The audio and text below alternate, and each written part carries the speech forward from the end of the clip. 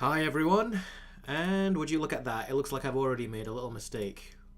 Just pretend you didn't see that image over there. So, how's everyone been? It's good to see you always chatting with each other in the chat. That is something that I've been noticing has been increasing from live stream to live stream. Let me bring my microphone closer. Let me just quickly answer two questions. One is from Super Chat, the Movie King 3000, who goes, in case you wanted to know, I'm Justin Reed from Patreon. Justin Reed has also been supporting me a lot on Patreon, so thanks. And good news, Kevin Feige confirms they will not resurrect Iron Man. Of course he's going to say that, because these leaks are coming out from within the company, so he's going to want to kind of like, you know, put a hush-hush on any rumors that are coming out, because apparently they haven't decided on it yet, but they're thinking about it. They're talking about it, because that's how scared they are right now. But, yeah, he says that. I wouldn't really believe him, though, but let's see what happens. They're clearly going through some kind of, like, midlife crisis down there at Marvel, so they'll figure something out, but don't take that out of the equation yet just because Kevin Feige says it. A lot of them say this stuff. And I want to answer this question from Adam Grunther, who goes, why is it always just Disney that gets the brunt of your criticism? Warner Brothers have been pretty darn infuriating too these days. I agree, they have been infuriating. It's in fact why I kind of reneged and went back on what I said about David Zaslav when I thought he was initially cancelling Batgirl as a tax write-off because he was trying to protect the brand, but then you see these other things he's doing, like with the Coyote versus Acme movie, which I talked about. I went to extreme lengths as to why I thought that was such a bad thing, and that made me lose complete faith in him. But don't worry, I always do talk bad about Warner Brothers too, but this is the last week where I'm talking about Marvel, because what's coming out next? Aquaman 2, and then it'll be time to talk about Warner Brothers, so don't you worry, we'll be able to have a lot to talk about when it comes to Warner Brothers too, so yeah, don't fret about that, there's a lot to talk about. Adam Grunther also goes, Thor Ragnarok is still the only good Thor movie. Honestly, Taika is better off without the MCU. Love and Thunder feels like he wasn't actually allowed to do what he himself wanted. I do agree with that. But at the same time, it does seem like he felt kind of out of touch too. Like everything, it had a lot of his DNA in there. The jokes did feel like they were his jokes, like infinity cones and things. It's like, what was he doing? But we'll talk more about that later. But you all know that I wasn't a huge fan of Thor Ragnarok, because before everyone else figured out that Marvel were doing the whole joke formula, Thor Ragnarok was, to me, basically showing that when they don't know how to do a serious character, they'll just take him back to being a comedian, because that's their safe spot. Kidding Cell goes, I've been watching Eric since his Godzilla vs. King of the Monsters video. Yeah, that was a long time ago. One of my favorite videos that I've made too. Alright, so I'm catching up with the rest of your comments. A lot of you are going... a lot of you are all saying, hi, what's up? Things are all great. How's things with you guys? Oh, Benny Hernandez. I don't know if you've done a super chat before, but thanks very much. $2 super chat. What are your thoughts on Godzilla -1? I haven't seen it yet. The movie is coming out December the 15th, I think, here in the UK. And that is something that I am very curious to go watch. But there's not many screenings. There's only that one special screening, and it's a very small auditorium. And a lot of people have booked it already. So I don't think I'll be able to watch it in the theaters, but I will try to watch it on my home theater, which is just right over there. I've got my projector, my 4K projector, and Dolby Atmos sound system. So I'll still be able to watch it on a big screen. Don't worry about that. And, ooh, we got a super chat again from Adam Grunther. Adam Grunther goes, David Zaslav said shelving movies for tax write-offs took cut. Did he actually say that? Bloody... I was going to call him an insult, but I shouldn't do that, especially on live stream. YouTubers will probably not like that. But David Zaslav said that shelving movies for tax write-offs took courage. I don't know how much more in denial you can get as a CEO. What courage did it take him? He just walked in when all these movies were being filmed like about a year or two ago, especially because of the pandemic, so some might have taken even longer. Some might have been on the shelf for a lot longer than we thought. The Acme vs. Coyote movie, the one that I said I was looking really forward to, that movie was apparently already being made and was practically done, like right at the finish line when he was going to do a tax write-off on that. So it just goes to show these movies were being developed a long time ago, and then he comes in and gets rid of it. Takes no courage. For him, it's just, where's a pen? It's like, here, where's my pen? Yeah, tax write-off, done. Yeah, took real courage. That David Zaslav, he just seems to become more and more of like a joke of a CEO. You think he would get better as a CEO. He'd be like, okay, crap, I can't do that. Let's do something else. Or let's try to shift my strategy. But he doesn't shift it. Bear with me a second.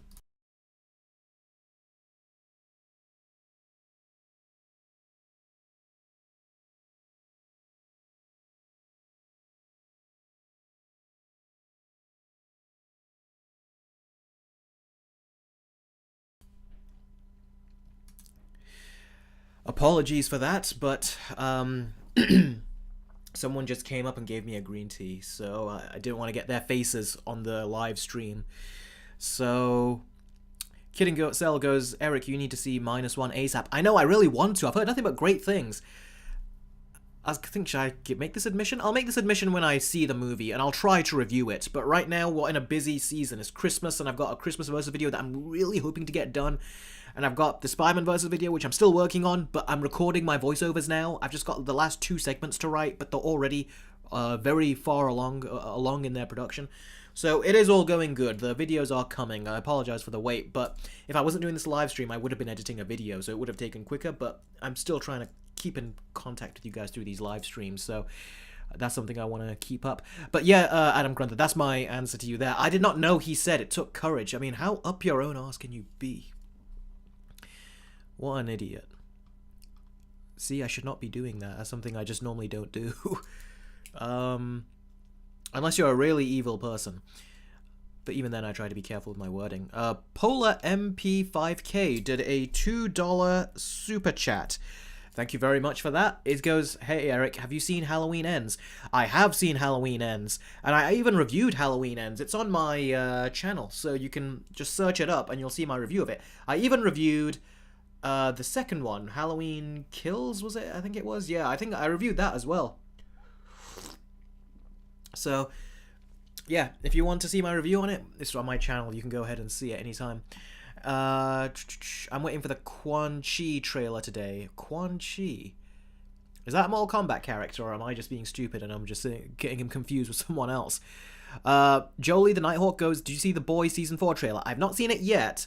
I'm going to see it after this live stream, and I'm going to record my trailer reaction and put it up over on my Patreon. So there'll be a reaction for that. I've actually got my list right here. So there's going to be a trailer reaction for The Boys Season 4. There's going to be a trailer reaction for Furiosa.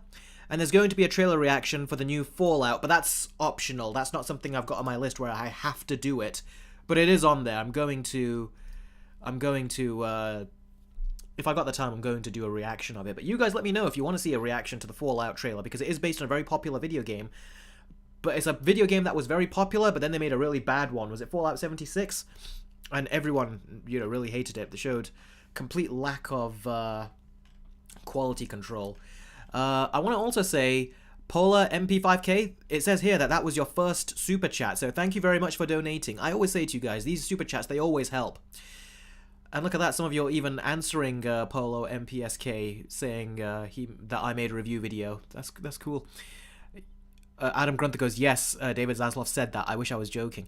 I kind of wish you were joking too, but at the same time, it is funny to see these CEOs that usually you'd think would be so slick when it comes to, using such, strawberry-like, rainbow-like words, but he's just being very blunt. He sounds like a politician, doesn't he? He thinks he's being smart and tragic. It was hard to write these off, but no, it wasn't. It just shows how out of touch he is, but a lot of these Hollywood types are. He even said that the actors' strike, the agreement they came to for how much they should pay writers and actors and all that, he said even that was too much, which says the guy that makes $250 million in 1 year. Now there's another super chat. Oh, there he goes, from Adam Grunter. And looks like I've already answered your question, but it was when someone else asked it.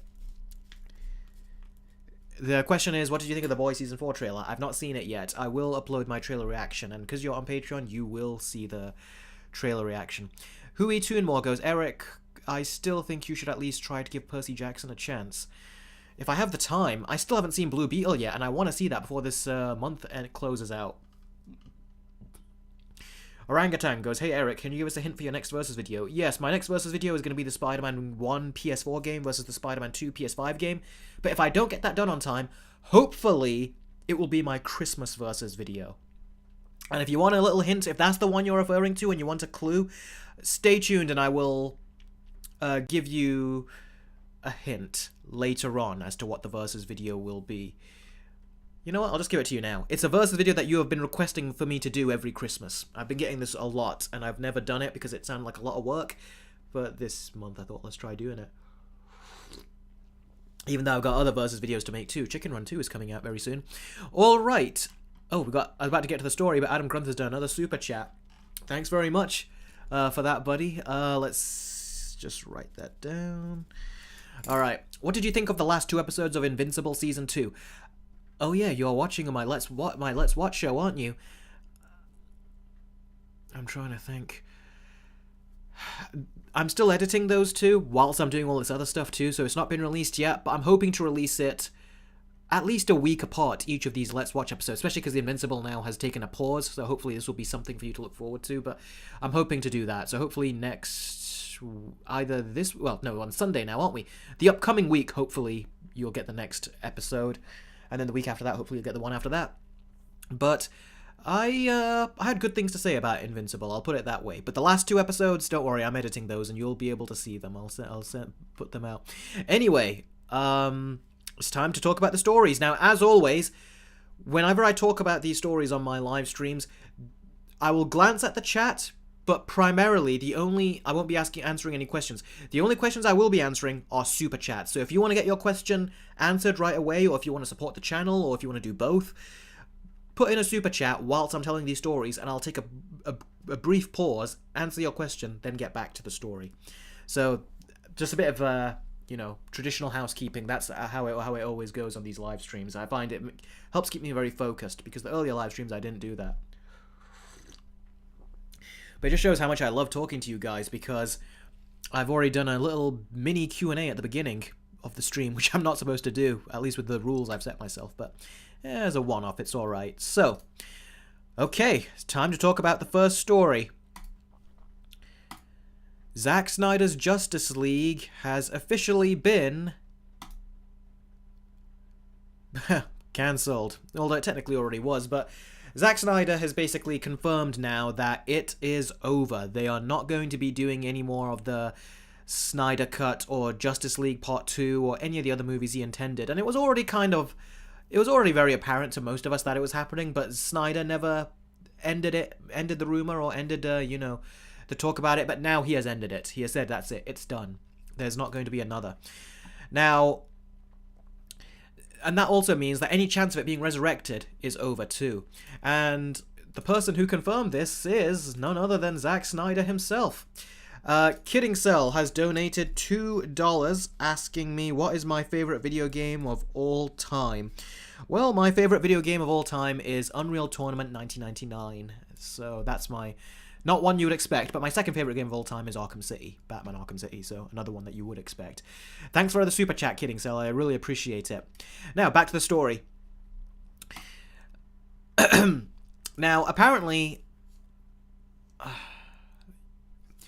Zack Snyder, he's the one that confirmed this, and apparently he made mention of it in an interview, and then someone forwarded a video to him and asked if this was true, and that video is right here.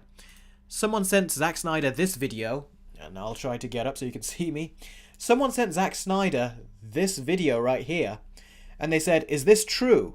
And Zack Snyder then posted this. See, this is what the guy goes, hey Zack, what do you mean by this? And then he goes, that's true. So Zack Snyder, he's pretty much confirmed that, not pretty much, he has confirmed that it's over. There's no more Zack Snyder Cut. Now, that means it officially is over. Let me move this out of the way so you can see my face.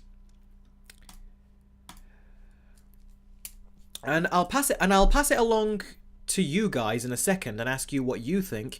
But first I'll tell you how I feel about that.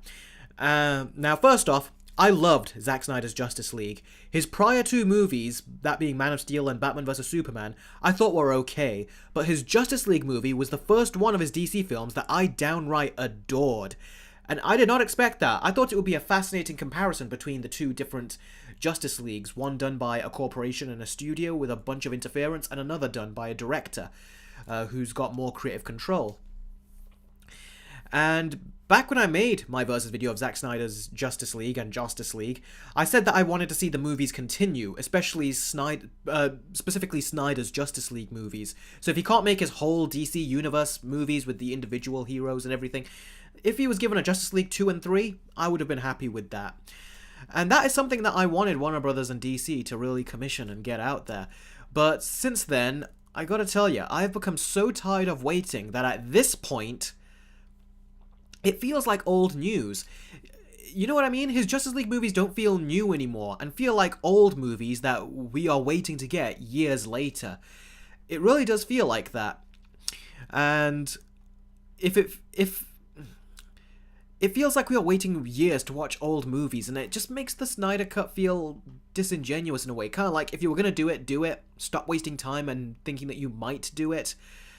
And honestly, I gotta say, as the films have went on, especially with Wonder Woman 1984 and the drama surrounding Ezra Miller, the genocide supporter that Gal Gadot is, I should keep supporting Israel, and the countless regime changes at Warner Brothers that keep changing and saying, alright, we're gonna put Henry Cavill in Black Adam. Alright, we're also gonna shoot a scene with Henry Cavill in the Flash movie, and then we're also gonna put Gal Gadot in there as well. Then we're also gonna take them out. And then we're going to put George Clooney in there. It's like so much regime changes. I feel like all of our emotions have been played with so much now, to the point that I just... It feels like doing the Snyderverse at this point wouldn't make sense to bring, like, audiences together from around the world. Like the general audience, I think they would just be too confused at this point. I think even they have lost interest, which is why I've said rebooting the whole universe is probably the best thing to do. So... I gotta say, I can understand why the Snyderverse would be a bad business choice right now. And it doesn't help that a big section of the Snyder fan base have actually gotten really quite ugly after a while. Especially to other projects like Matt Reeves' The Batman, a movie they decided to hate right when it was announced. And some people are calling it woke as well. I was like, that movie is not woke. I mean, there was one line when Catwoman goes, these white privileged a-holes, and I was like, even when I saw it, I was like, I would have preferred if you didn't use that word, and I'm Asian, by the way, so I'm not even a white guy. I just didn't like the way they tried to get, you know, words that have become such a, like, hashtag lingo, if you know what I mean, and put it in a movie. It felt like Nolan's movies never had that, Tim Burton's movies never had that, so that's kind of timeless in a way. That was the only scene that felt like it aged the movie, and I would have really liked if Matt Reeves just took that out. I appreciate his reasoning for why he put it in. He goes, it sounds more like our world, but at the same time, that is something that could eventually just die out. It's just a hashtag kind of phase, and they are very trendy with people for a certain time, but hashtags, they always die out after a while. And speaking of controversies, let's add another one that happened recently. Zack Snyder himself also got added to a controversy. He started to become, I'd even say he became a little toxic recently, when he said that he doesn't get the hate. He says, I don't get the hate for Amber Heard, and he would work with her again in a second. And that made me lose respect for him, and kind of added a stink to his reputation, I gotta say. And so the whole Zack Snyder... really, I did lose respect for him when that happened. So the whole Zack Snyderverse scene has kind of become an unpleasant one as time has gone on. When at the beginning, it was actually a cool fan club to be a part of, and even a slightly inspirational one when it actually got us the Snyder Cut. That was unheard of. And it was such a fun time, I remember. The G-Gamer as well goes, oh, I remember. So it's like, yeah, these are things where... it was a fun time, for sure, but it has gotten ugly, and it's not fun anymore. It does seem quite just... toxic is the word, and I normally don't say that about fan bases, even though I know there's always a small minority, but the majority of the Snyder Cut fan base started to become toxic. Like, if you want to, like, dish it out with studio executives, by all means, go ahead, because they really are out of touch. Just look what David Zaslav just said recently that Adam Grunther told us about. But... when it comes to attacking other movies and calling them woke and all that, like the Batman, like I don't even know how you could look at that movie as woke, but people are getting pissed off about it. Some were even saying it's the only movie that made Batman and Robin look good, and I was like, blimey, there is no way. Everyone has an opinion is an opinion, but I was like, there is no way an objective person actually made that comparison. That's just stupid. It was ridiculous. So I was like, yeah, they've kind of just gotten really crazy now. So, yes, the whole Snyderverse scene, like I said, is become an unpleasant one. And with all these toxic sides coming out from all these different sides, including Snyder himself now, with what he said about, I don't get why people hate Amber Heard. It's like, if it was reversed, a guy did what Amber Heard did, he would cancel that person and stay quiet too. Wasn't there was it a comedian in his Army of the Dead movie that he had to fire and replace with another actress? and they had to green screen her in. I can't remember what he did, but he did something which was not considered good, and it's like, he fired that person, but with Amber Heard, he's like, oh yeah, I'll hire her in a heartbeat. It's ridiculous. It kind of just shows that he thinks that, I don't know for sure, but it's to me, one of the things that I was like, does this mean that he's thinking it's bad when a guy does something, but when a woman does something, it's not so bad, get over it? Which is what a lot of people are doing. Well, not lots. More, Amber Heard would like it to be lots, but it's only like just a toxic section, basically, that are saying, oh no, Amber Heard is okay what she did, even though you know that those people would not be okay with it if it was the genders were swapped. And I thought we were aiming for equality. If we're supposed to be aiming for equality, why is there such a gender bias there? It's just, common sense here should tell you what she did was wrong, and it should not be rewarded. And unfortunately, Zack Snyder's saying, who cares, it should be rewarded. Why wouldn't it be rewarded? Which really made me lose respect for him there. But yeah, that whole discourse has changed for the worse now, I think, from the Snyder fan base. So I personally am all right with this cancellation, and I'm ready to move on to new things. And like I said, I really did like the Snyderverse movie, the Zack Snyder's Justice League movie, and I've got the soundtrack on my iPod. It's bloody amazing. I love the Zack Snyder Justice League movie. But more specifically, I am ready to move on to new things, and that is from James Gunn. I'm looking forward to seeing what he does with his new DCU, which is kind of funny because him and Zack Snyder and James Gunn did both collaborate in the past, and they both worked on, what was it that they worked on? It was the Dawn of the Dead movie. James Gunn wrote it. I think he was going to direct it, but financially he couldn't support himself, so he basically says that I can't direct the movie, so Zack Snyder directed it. So yeah. So it's funny to know that he's now taking over DC when Zack Snyder had the keys to it. Adam Grunther goes, remember he cast Amber Heard and Ezra Miller. Yeah, that's very true. It's funny that those two big casting problems that are going to cost both the Flash movie and the upcoming Aquaman movie are both people that Zack Snyder hired. So he's kind of sunk the DC universe even after he left. So, yeah. Let's see. So what do you guys have to say about this situation? Jess goes, Zack Snyder has other great movies like Dawn of the Dead, 300, and Watchmen. Dawn of the Dead I really did like. 300, I remember liking the visuals and the action, but I didn't really like the pacing and the story and the slow-mo.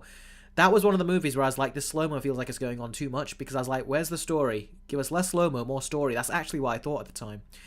Watchmen, I thought that's something that was okay. It was decent. I don't think it was okay, it was decent, but boy, did he go back and forth between violence and sex so much. It was like, dude, I feel like, especially if you watch his director's cut, which I saw, it's like, dude, that's all you keep doing is going back and forth between those. I could have done without some of that. Jacob, Gene Productions go, I still like Snyder, but his comments about Amber Heard is really stupid. It was really stupid. It really, really is. It just shows that there's a bias. They keep trying to say, let's go for equality, but there isn't equality, because if it was a guy, he would have just stayed quiet or said, no, I wouldn't work with him. But if it's a girl, all of a sudden we're supposed to just say, yeah, it's okay. And she chopped off Johnny Depp's his right middle finger.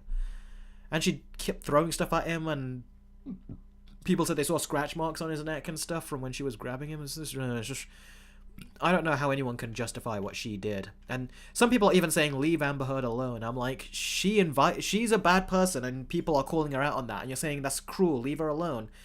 Ridiculous. Again, if it was a guy, they wouldn't do it that way, would they? If someone's done a bad thing, they're going to be accounted for it. That's how it is.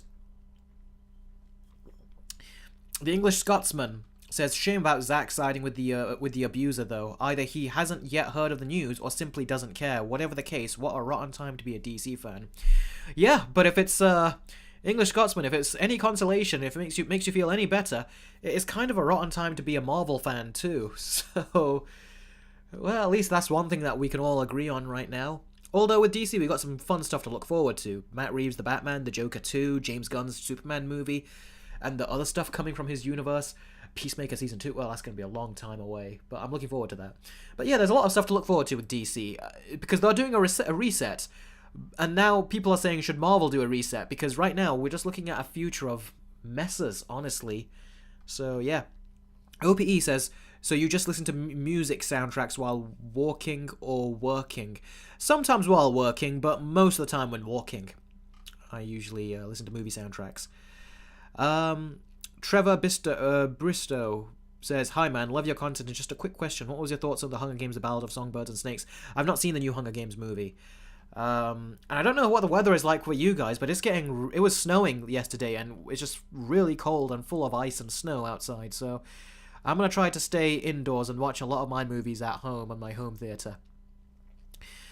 Big Bash goes, Amber Heard was the most searched celebrity on Google in 2022. Yeah, because people were trying to look up information about her because you couldn't trust it from the media, so people were like, that doesn't sound right, and what do? They go to Google, they search her there, and they try to find information about it there, because, yeah.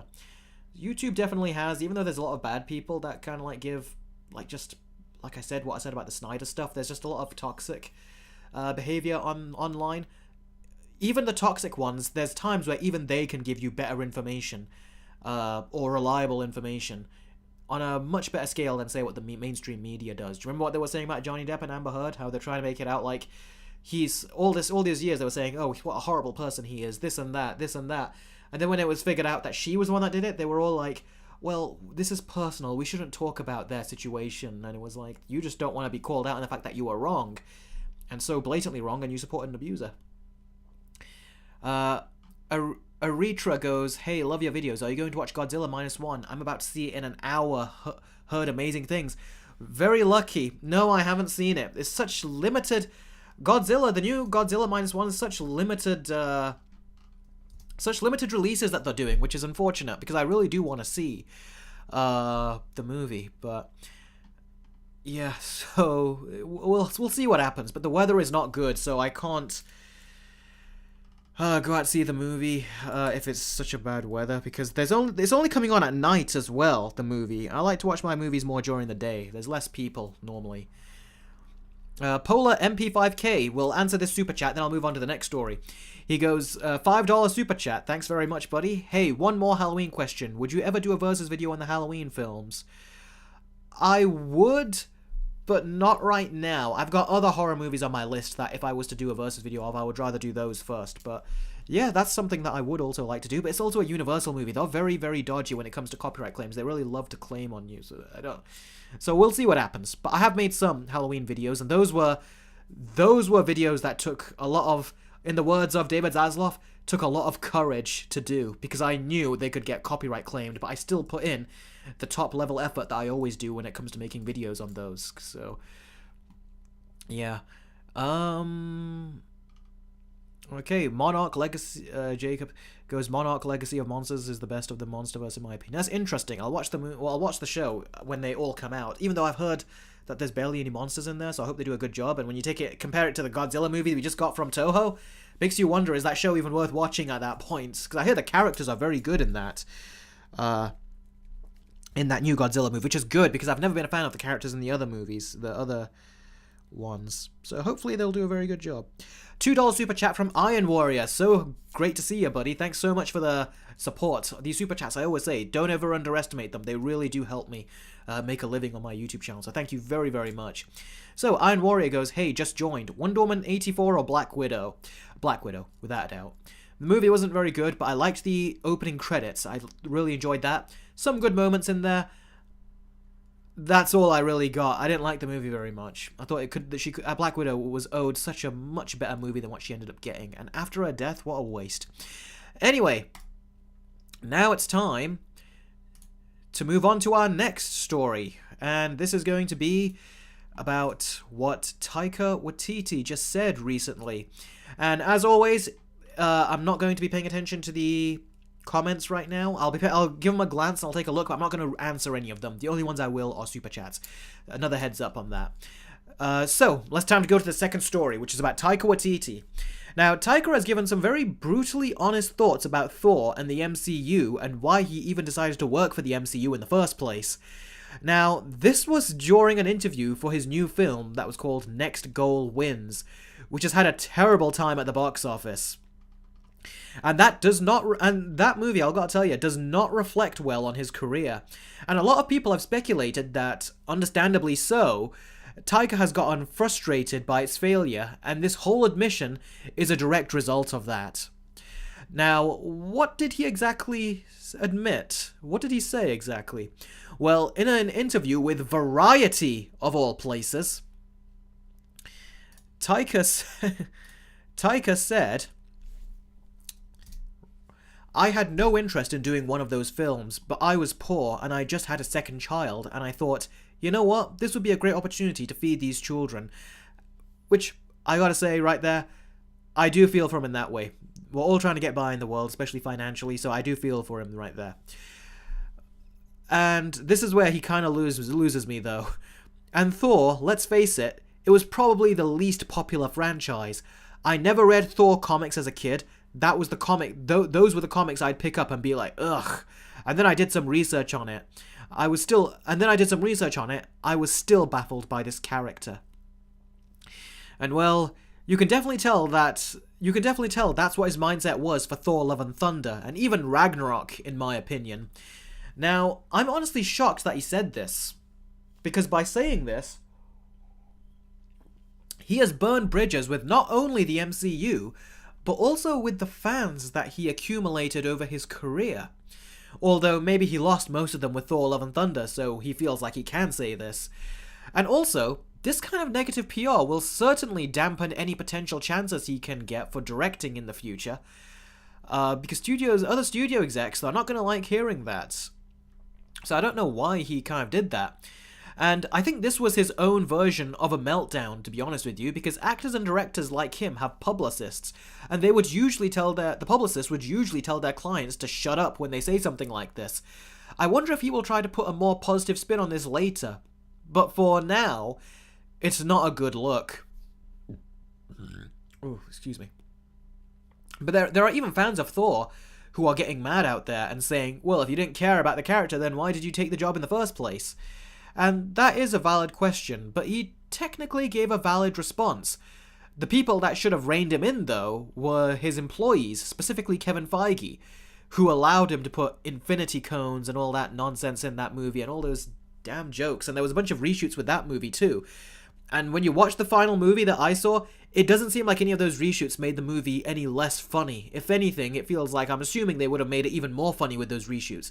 Because that's what the reshoots were for Ant-Man and the Wasp: Quantumania. They put in more jokes. Whereas the original one was a bit more serious. So yeah, really, really silly, isn't it? Now, let's talk about the movies. Quickly talk about the movies of Thor, Ragnarok, and Love and Thunder that Taika Watiti has done. Now, I didn't fall in love with Thor Ragnarok like a lot of other people did, because I instantly saw the problem that a lot of people are only seeing now with the MCU. That Marvel couldn't succeed with the character in his more serious movie, so what did they do? They retreated back to their safe space, which is comedy. And they turned Thor, a character that was already humorous, into a full-on comedian. And I didn't, and you guys know me, I didn't like that, because I would have preferred that they figured out how to make him work as a serious character. And then the Russo brothers came in and put him back on track in Infinity War, and showed that it can be done.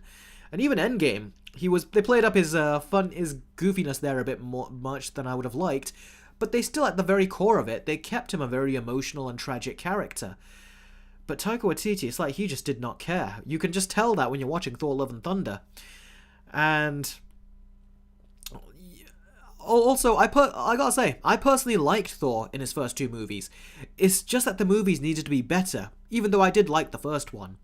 But with Ragnarok, I was able to force myself to just go with the more comedic take.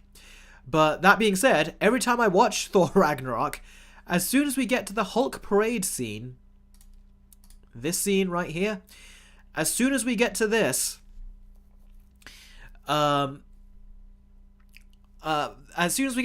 every time I watch this movie, as soon as we get to the Hulk parade scene, my brain just tunes out, and I want to either stop the movie or leave the room. That is something that's always happened to me. So when my folks, or say if my brothers and sisters are watching the movie and it just happens to be on, I can sit through it. But as soon as we get to that Hulk parade, it's like I'm like, alright, I'm done. That's too much. And to the movie's credit, I think that's about an hour and 30 minutes into the film. So that means I stuck by with a lot of it. But as soon as we get to that, that's where I was like, all of a sudden, look at the color grading on that. It looked very much like there's no movie color filter on it. And yeah, I really did not like what they did with the rest of it. Because the movie is very much one note, and I get mentally exhausted with it at that point. There's only so much sugar you can eat before you get sick, and that's how I felt with Thor Ragnarok.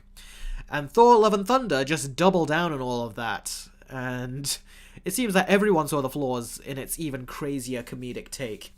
It's like there was so much sugar in Thor Love and Thunder, it felt like it would instantly make someone diabetic. It was crazy. I'll tell you something though, my parents only watched Thor Love and Thunder for about 20 to 30 to 40 minutes, I think. I'll need to ask them again. And then they turned it off, because they found it so bad they couldn't watch anymore. And they are the normies. They are as general audience members as you could get. And that said a lot that even they couldn't watch the rest of it. But yeah, Taika said that he didn't care, and you can tell when watching, his movies, even Ragnarok, because, Thor was not really Thor in that movie. It's like he was slowly moving over to being his Thor Love and Thunder self, which was just a jokester. Even that, and it's clear that Taika didn't care either, even with that Infinity Cones ice cream shop he did in Thor Love and Thunder, which was so stupid. But the most terrifying thing is that Kevin Feige allowed him to do it, and couldn't tell that these creative choices were being made by a man who didn't care, at least in Thor Love and Thunder's case.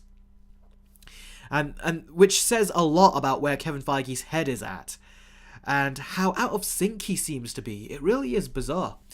I personally loved the climax in Ragnarok. Hulk vs. the Giant Wolf, Thor vs. Sister, and the action was a whole lot of fun. It can be fun, like dumb fun, but Hulk vs. the Giant Wolf was disappointing because the wolf just fell off a waterfall. Hulk didn't really beat him with anything. And Thor vs. Sister, yeah, that was cool. But it just felt like there was something, it needed something extra, an extra level of impact for me, and I feel like it didn't have that extra level.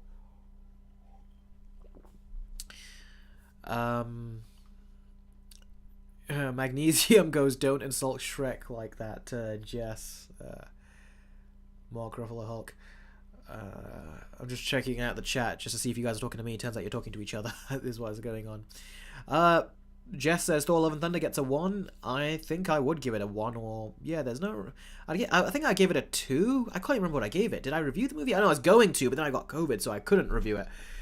But yeah, for me, I wasn't really into Ragnarok. There's a lot of people that are, and for them, it's great, by all means, get into it. But I always say it's good if someone likes a movie, even if I don't. But Ragnarok to me was just one of the early signs as to what the problems were going to be. The overall problems are going to be for the MCU down the line. I really don't agree with the criticism for Ragnarok. Thor was boring as hell up until then. I actually disagree. I didn't find him boring as hell. I actually found his character arc in the first movie was interesting, how he became such an idiot.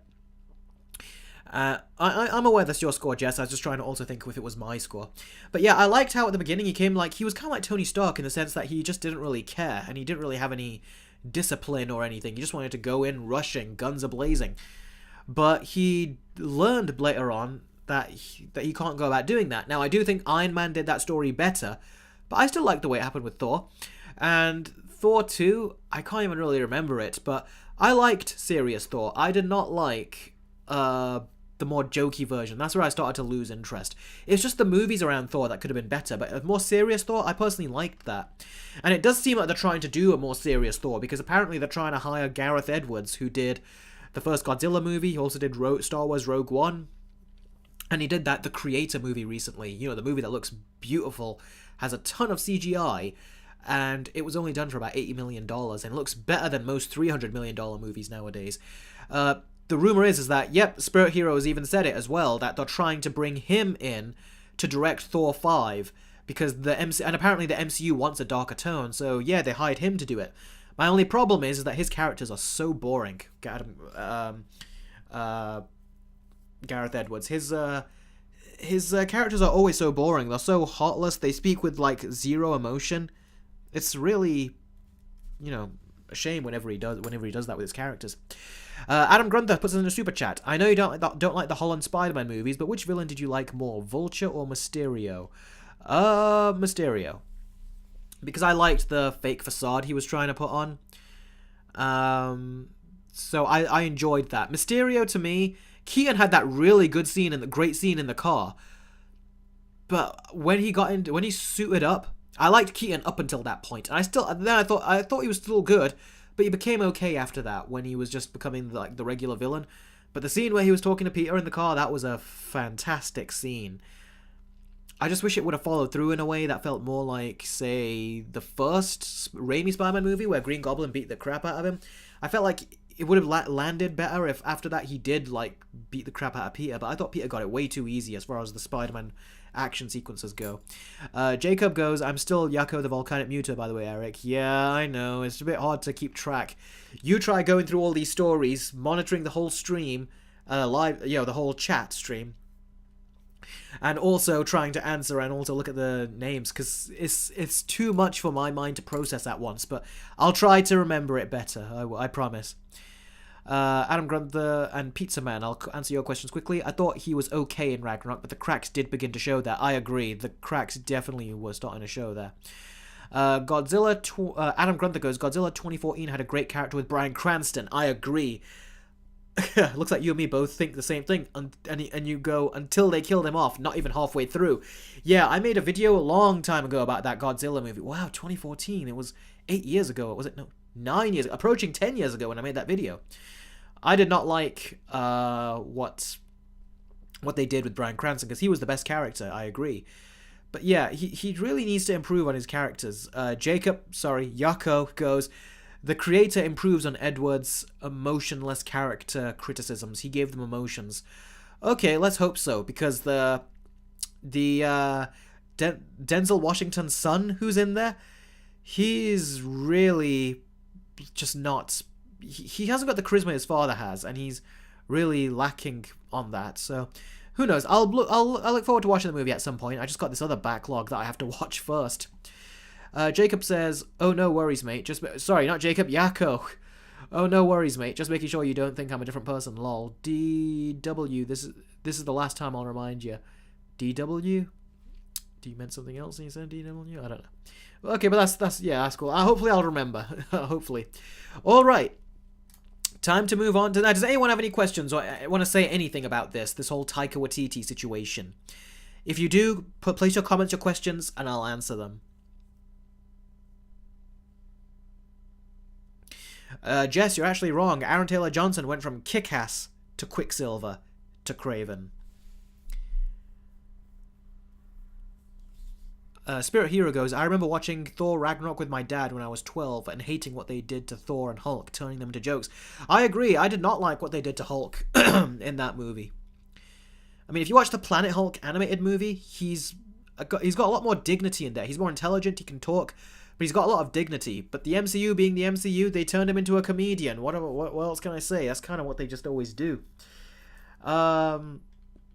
Batman's Gamer, have you heard about Captain America Brave New World was supposed to barely even have Captain America in his movie, and the movie was focusing on Hulk and Ross? I find that hard to believe, because I'm just going to say it as it is, because this is how Disney are playing their game, it seems. Anthony Mackie is a black man. They're really trying to force diversity into a movie, so I don't know why they would put Hulk on the forefront.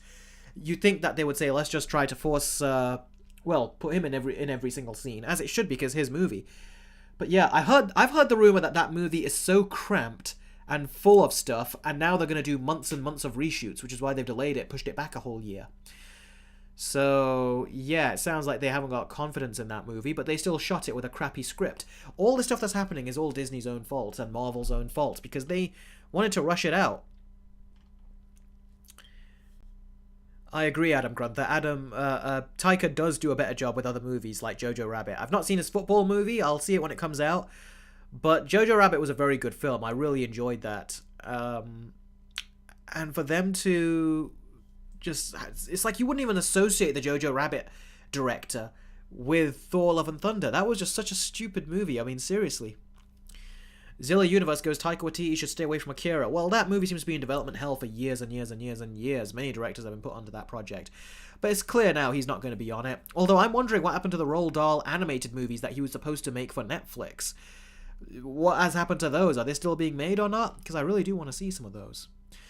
I was going to move on to the next story, but we got a super chat from Batman's Gamer, who said, a $5 super chat. Hey Eric, what do you rate all 4 Thor movies? And how do you feel about Hulk being a knockoff Shrek? That's a good question. The first Thor movie, I'd give it a 7 out of 10. The second Thor movie, I'd give probably a 4. 3 or a 4. And third one, I'd give... What did I give it? I think I reviewed it already, didn't I? Did I give it a 6? I'll give it a 6. I'll say above average. And Thor Love and Thunder, let's just give it a 2, because it was so bad. The only good thing in there was Christian Bale, who was doing a good job, but everything else, the movie just felt like such a complete mess, and it had no direction, didn't know what it wanted to do. Pizza Man goes, Taika should stay away from Star Wars. He bloody well should. And honestly, if he's being this open and blunt about the MCU, a corporation that Disney owns, and Disney also owned Lucasfilm, something tells me he feels like he's got nothing to lose. So I'm assuming that he's lost that Star Wars movie a long time ago. That's why he feels so free to say this kind of stuff, which the studio, the studio would not appreciate. The G-Gamer, Thor Love and Thunder got so much worse for me on rewatch. Jess, you mean Thor Dumb and Blunder? Yeah, I always call it Thor Dumb and Dumber, is what I call it, but... alright, time to move on to the next story, which is about the Marvels. Now, here is the movie, and Adam Grunther has put in another super chat, so the super chat is going to take priority. Good thing I just started the story, we haven't gotten into it yet. How would you rank the best Spider-Man movies? Spider-Man 1, Spider-Man 2, Into the Spider-Verse, and Across the Spider-Verse. How would I rank them?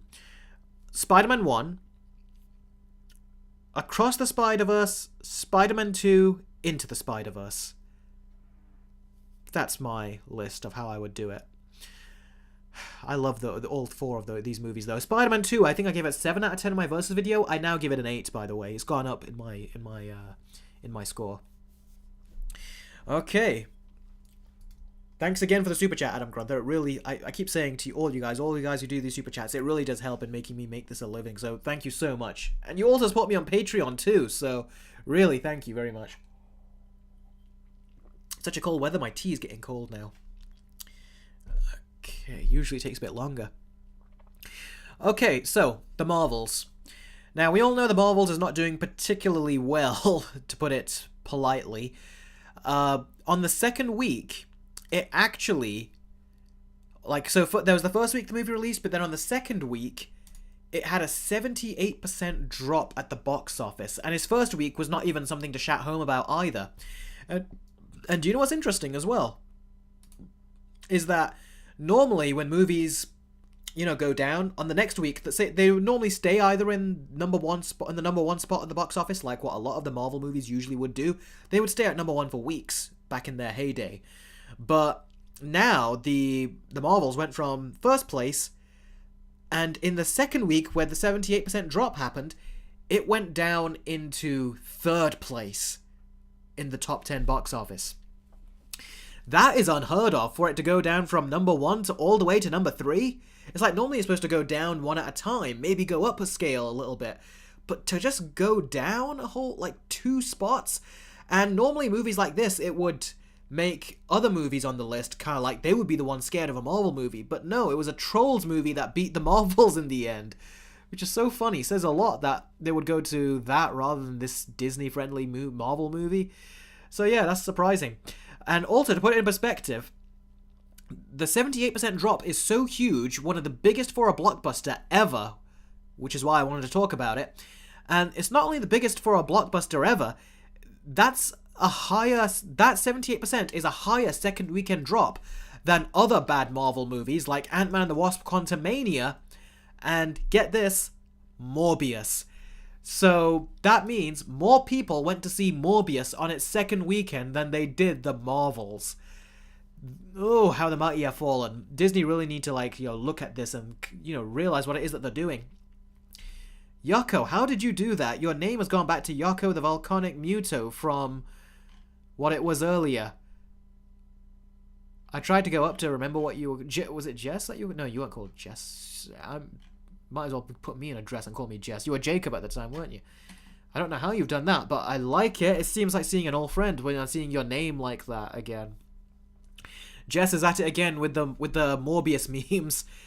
But yeah, apparently, Morbius made had made more money on the second weekend than the Marvels did. And remember, the Morbius was constantly getting delayed over and over and over and over and over again, and people lost interest. And still, it managed to have a better second weekend drop than what the Marvels did. And then the third week, the week after this week, the movie went, instead of going, now it went from first place to third place, but then with the week after that, guess what? It went to sixth place. So from first place to third place to completely dropping out of the top 5 in its third week into the 6th spot. I haven't checked what it is today, how much it's gone down by, what spot it's gone down to in the box office. So if one of you guys know, you can put it in the chat and I'll make mention of it.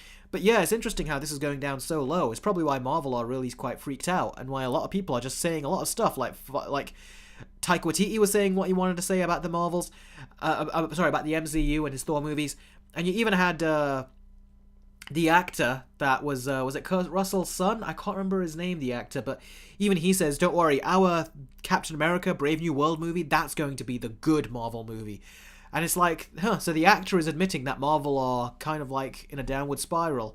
He said all this downward spiral talk about Marvel, he goes that we're going to have the good Marvel movie. So it's kind of interesting that a lot of people feel like they're able to just, like a lot of people within the industry that are even working on MCU movies, they feel like now they can just talk smack about the MCU, which is interesting. Yako goes, I just went screw it and changed it. Huzzah, I have returned. Jacob Jean is my real name, lol, and that old PFP is actually me. Oh, was it? I thought that was just some kind of like avatar picture you put up. I didn't know that was actually you. Oh, cool. I don't know, I feel like I've known you for years this way, so this, for me, it works better. Wyatt Russell, yeah, he's the one that said it. Thanks, Yako. Gene. Am I going to be doing this in reverse now? We'll see what happens. Batman's Gamer goes, Eric, it's not the MCU anymore, it's the MCU now. Usually I would say probably no, but when you look at how much they've done and how much they keep trying to incorporate and how much they're trying to force, like in The Secret Invasion, you think it's about Nick Fury's show, but really it's not. It was about Gaia, was that her name? Her show? So yeah, it really does. They really are trying to up that, aren't they? And let's see. Now, the movie, like I said, is at freefall, and according to Puck News, the Marvels needs to make $700 million in order to break even. And so far, it's not even hit 200 million. And how long has it been? Is this 3 to 4 weeks? Yeah, okay, buddy, I'll call you Yako. Is it 3 to 4 weeks? Has it been now? It's been, yeah, I think we're on the 4th week now. And yeah, the movie's still not even made 200 million worldwide. And it's not even made 100 million domestically, which is unheard of for a Marvel movie. And it sounds like it's not going to as well, with all these other movies that have come out, like Wish, which is also a flop for Disney. Also, like the Hunger Games movie. And also thanks to, there's another movie I'm sure that has come out, but I can't remember it. But basically, a lot of movies are coming out, and they're really, really, like just sending this to the bottom of the pile stone. It's like sending it to its early grave. It's like all these new movies coming out are just burying the Marvels. And yes, some of you asking, 700 million they need to make to break even. The reason why is because they spent about $300 million on the movie, like 275 mil. They also spent, I think it was a couple $100 million on marketing. So for and Napoleon, yes, that's another one. Yeah, thanks George, appreciate that. And Napoleon. But yeah, there's a lot of the budget basically is so big, and the marketing budget is big, and then we take into account how much money the film has to make before Disney start getting return on their investments. You know, how much the movie theaters, the cut they take. Yeah, Disney had to make 700 million to break even. So they funded this movie thinking it would make $1 billion. And honestly, they got no one to blame but themselves. They did this. And we'll talk about Aquaman 2 down the line for DC, because I'm sure they've got a horror story coming up as well. But yeah, this is not a good sign for Marvel. I think it's showing a lot of people would rather go to see a Trolls movie to take their kids to rather than a movie like this. So it's very telling. So yeah, well, what do you guys have to think about this? The fact that it has to make 200 million. The story's not over yet, but I just want to hear some of your thoughts. Big Bash goes, the Napoleon movie was good, you should see it. I've still got a ton of other stuff to see, so we'll see if I get to that at some point. Kidding Cell goes, well, that might as well throw in the towel. That's not happening. Yeah, it's not. It's not going to get up to 700 million. Yeah, Batman's Gamer, $700 million. Topher Lloyd, Adam Sandler is playing a talking lizard. Yeah, it's on Netflix, isn't it? Where that's happening. It seems like that's outperforming some of Disney's streaming shows and properties and things. Yako said it very well. 1 hour and 45 minutes and $300 million. Jeez Louise. Yeah. Yeah, it is interesting, isn't it? That the Marvels is one of the shortest MCU movies. I think it is the shortest. And it's one of the most expensive. Just goes to show that they've really done a bad job. And guess what? Bob Iger, the CEO of Disney, he was recently asked about the failure of the Marvels, and his answer as to why the movie didn't do well is because it just didn't have enough on-set supervision by executives. Yep, that was his excuse for it. Now, which is one of the most out-of-touch things he could have said. Like, him and David Zaslav, it's like they're both trying to compete, with even Bob Iger saying that actors were being very inconsiderate for even having an actors strike, which really got him, even the board members were saying to him, Bob, shut up. So, yeah, it's one of the most out-of-touch things he could have said.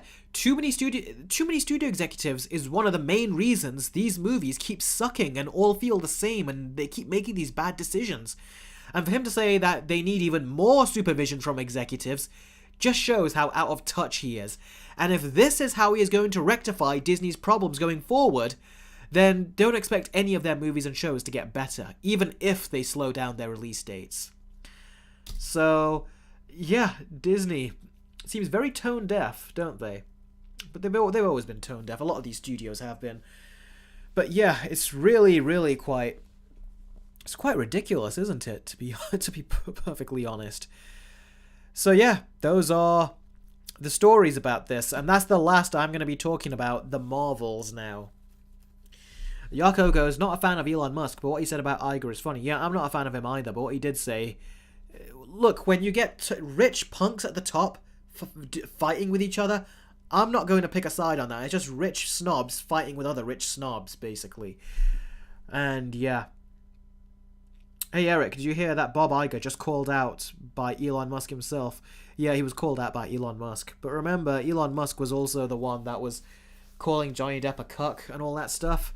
Even though he apparently threatened Warner Brothers to shut them all down if they didn't keep Amber Heard in the movie.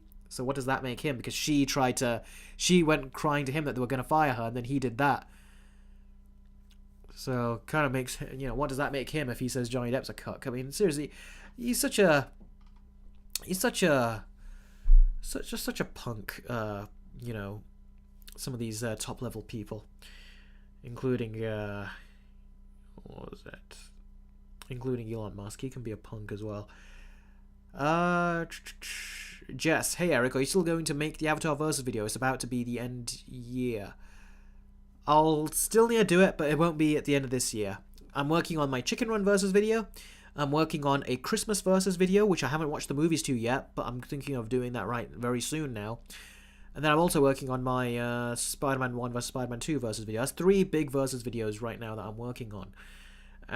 So yeah, I'm trying not to wear myself thin, but even these live streams, trying to do these to keep up with you guys and keep talking and chatting with you is taking up some of that time. But yeah, I'm definitely going to be doing that at some point. But right now, I need to focus on those. The stuff that's right in front of me. That's the problem when you try to do Versus videos. They take a long time to make. That sometimes it feels like you've just missed the timestamp for it. So I'll try to do it at some point. Jess was right. Johnny Depp was the pirate, Willy Wonka and Tango the Lizard. Yako the fiery Muto. You keep changing your name. I don't know how you do that. Because I've not changed my name on YouTube for a long time. Rango, yep, Tango the Lizard. Yeah, that's kind of funny, isn't it? Oh, working on... Yako goes, oh, working on a Christmas project too. Yes, I am. I said that at the beginning of this live stream. I'm working on a Christmas project, yeah. Hopefully it'll be a Versus video of a Christmas movie that you guys have been asking me to do Versus videos of for years. Every Christmas I've been getting this request. So hopefully I can get it done this year. Star from Wish is... What does that say? Star from Wish is cute. Well, I think do we see a star in the Mario movie as well? Thunderlord goes, is superhero fatigue real? Well, it's not real, because I think if they made movies where they did not rest on their laurels, like what Marvel are doing, they've clearly thought, if we just make any movie, just slap the Marvel name on it, people will come and see it. That's what they thought. That's what they've done. They thought anyone will come to watch our movies. But it turns out it's not true. It turns out people still require quality. And at the beginning they did come to watch their crap. But then they says, no, you know what, we're not going to do it. People are like, we're going to vote with our wallets. Marvel is just not doing any good anymore, so we're not going to watch any of their crap. And that's what it is. That's good for the audience. They voted with their wallets. Now Marvel realized they can't rest on their laurels. They got to put effort into it. So we'll see what they do going forward. But the rumor is they're trying to do a female Silver Surfer. Trying to gender bend that. So I can imagine a lot of people will not be happy with that. I myself was not happy when I heard about that. Because I love the Silver Surfer as a character. So just to pointlessly gender bend it. They were trying to gender bend the Thing as well into Mila Kunis was one of their potential. And that turns out to be a conversation that they really were having behind the scenes. So yeah, it's not good. Like I said, I don't think they're going to fix anything. That's what my guess is on the situation. Batman's Gamer goes, I know this is off topic. Have you heard about Chris Pratt voicing Garfield? If that movie makes more money than the Marvels, Kevin's in trouble. It's going to make more money than the Marvels. I mean, can you make any less than the Marvels? Because I think the movie is doing even worse than The Flash did. I think The Flash, did it make $272 million worldwide? Which wasn't good for the movie that it was. But The Flash was cheaper than the Marvels. I don't even think they put much money into advertising either for that movie, because the rumor was that they didn't really have much faith in it in terms of its box office projections and everything. So I think they made less of a loss with The Flash than Marvel did with the Marvels. So yeah, I'd say that, yeah, it's pretty fair bet any movie's going to make more. I mean, look at that. Five Nights at Freddy's was a $20 million budget movie, made way more than the Marvels did in a much shorter amount of time, and it didn't cost near $300+ million either. So yeah, Kevin should already be in trouble, when you make those comparisons. And have I heard about Chris Pratt voicing Garfield? I have, but I haven't seen that new trailer that came out, I think. Was it a teaser or something? I've still not seen it. Topher Lloyd goes, which Hulk do you prefer, Mark Ruffalo or Edward Norton? Edward Norton. Mark Ruffalo showed promise, but I feel like as the movies went on, particularly with Thor Ragnarok, it just felt like he was just being Mark Ruffalo in the movie. So, yeah. Yako goes, I changed my name just to mess with y'all, trying to be funny, but now I'm facing the consequences of doing so, lol. Just keep it to one or the other. It's fun to do it for one, but if you do it with every stream, I mean, if you want to do it every stream, but do it every stream. I'm not going to tell you not to do every stream. Just make sure it's Yako the something, so I know it's you. Batman's Gamer goes, they're gender bending the Silver Surfer. Yeah, they are. The rumor is they're trying to hire Anya Taylor-Joy to play the Silver Surfer, which I'm not happy about, because I always thought Anya Taylor-Joy would make a great Harley Quinn in Matt Reeves' The Batman universe, if they ever decide to go down that route. So, yeah, I'm kind of disappointed, because if she's in that, it means that she's going to get a role that none of us wanted, and she's going to be abandoning a potential role that we all did want from her. So, I'm really not happy with that. George Phillips goes, hey Eric, have you got your Steam Deck OLED yet? Mine is on the way. Well, I've got the case right here. You can see a Steam Deck behind me right over there, can't you? Right where my thumb is. That's my old Steam Deck. And this is the new one. And you know it's the new one because it's got the coloured power button on the top. Yeah, great device. I've been playing with it. The speaker was the only problem. The screen is beautiful on this. The OLED screen. The only problem with this, for me, was the speakers. The speakers were a problem. They sounded so tinny, and they didn't sound bassy at all. They were supposed to sound better than the previous Steam Deck, but they just did not at all. So I looked into it, and I found a fix and a solution. So if you come to me and say that there's a problem with the speaker, how can I fix it? I'll tell you afterwards if you're having that problem, because I really do not like the speaker. But I've got a 512GB micro SD card, which I ordered yesterday. It was dispatched today. Hopefully it should come tomorrow or the day after or something. And then I'll put that inside this, and I'll use my other Steam Deck for emulation, and I'll use this for some emulation, but mostly just to play my other games on. I've been playing Batman Arkham Knight on this, and playing the Batman games that have got so much dark colors, like a lot of blacks in them and everything on an OLED screen. It was beautiful to look at. Seriously, guys, it was just so beautiful to look at. So yes, I do love playing on the Steam Deck. I don't even really have time to play on the other consoles, so the only time I really do play games is on the Steam Deck. And stay tuned, because like I said, I'm going to be doing a video on my Patreon, an unboxing of this, and I'll be doing a bit of stuff, and I'll be showing you a bit of the device, and then showing you what games I've got installed. So that'll be part of my game show on Patreon, which when you see here, you see the $5 perk, you get trailer reactions, you get early access to Versus videos, and you get my game show. So that's what that is there for when I do content. And now that I've got that Steam Deck, I'm just waiting for a few bits of other tech to come in, and then I can start recording some videos of that. But I've also got to balance it with all the other videos I'm doing, including my Let's Watch show, which I'm still making videos of. So yeah, that's the whole thing going on with the Steam Deck. The Fergus Review channel says you didn't answer what I said about Star. I've not seen the Wish movie, so I can't really answer your question about that, Star. Yeah, some other people have been asking me about Wish. I've not seen Wish. Yako goes, I can't change it back to volcanic until December 17. That's a shame, isn't it? Well, I think now YouTube have told you, stop changing your name so much, haven't they? Stay consistent, Yako, says Pizza Man. So you've still got people rooting for you. Noted, I'm going to stop. I thought it'd be fun for the stream, but yeah, I'm going to stop. I can't even change it back for the next 14 days now, so yeah. Hulk smash. Seen the last Hunger Games? No, I have not. I haven't seen the last Hunger Games. I do want to see it though, because I did not really like the first Hunger Games. The second one I did really like. I actually liked the second one a lot. Hang on a second, let me just sort this light out. Looks like my light is dying. That's why it might seem like I'm a bit dark right now. Let me see if I can actually just fix that. Actually, I won't, because that'll just mess with the settings for future streams. But yeah, I liked the first one. I didn't like very much, but my sister loved it. The second one I did love. It felt almost like it was a remake of the first movie, but I loved it, and my sister didn't like it very much. She liked the first one better.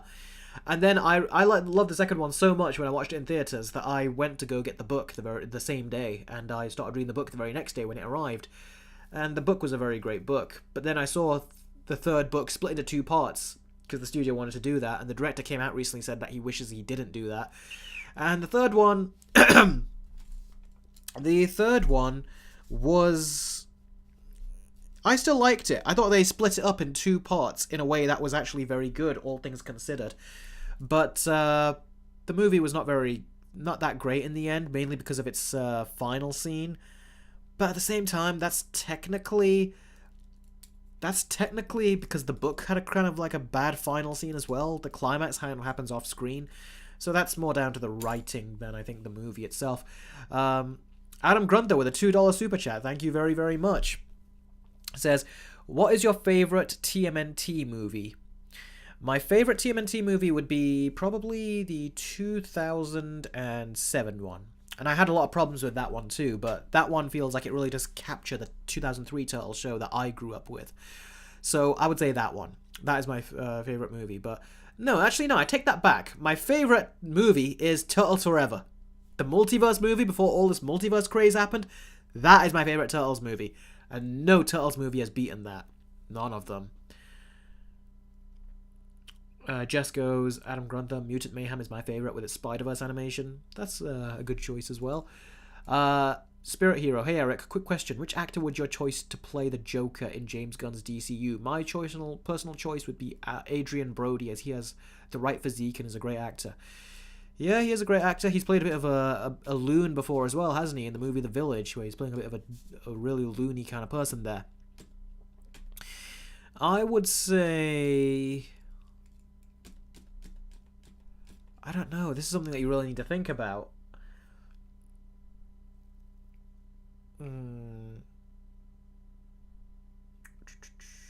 I don't know. I haven't really got an answer for you because I've not thought about it.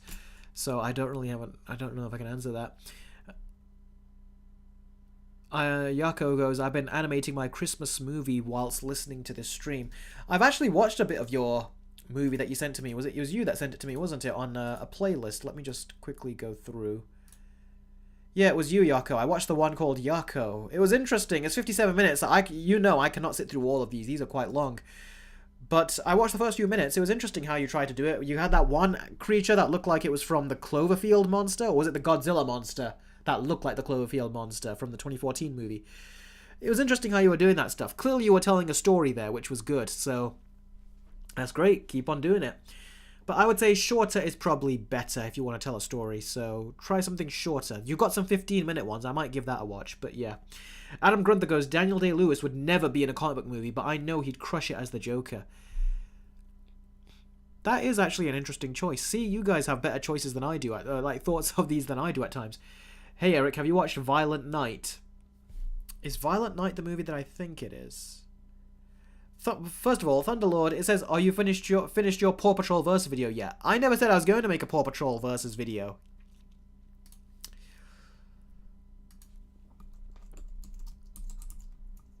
Oh, Violent Night is that David Harbour Santa Claus movie. Yeah, I saw that last year when it came out. That was a fun movie, that was. Especially the Home Alone sequence that was done in an R-rated fashion. That was a lot of fun. Hey Eric, do you collect movies on Blu-ray? I collect movies. Yeah, I do at times, but not. I tried to stop doing that though, because when 4K came out, and then 4K streaming services came, I tried to just get rid of all of them.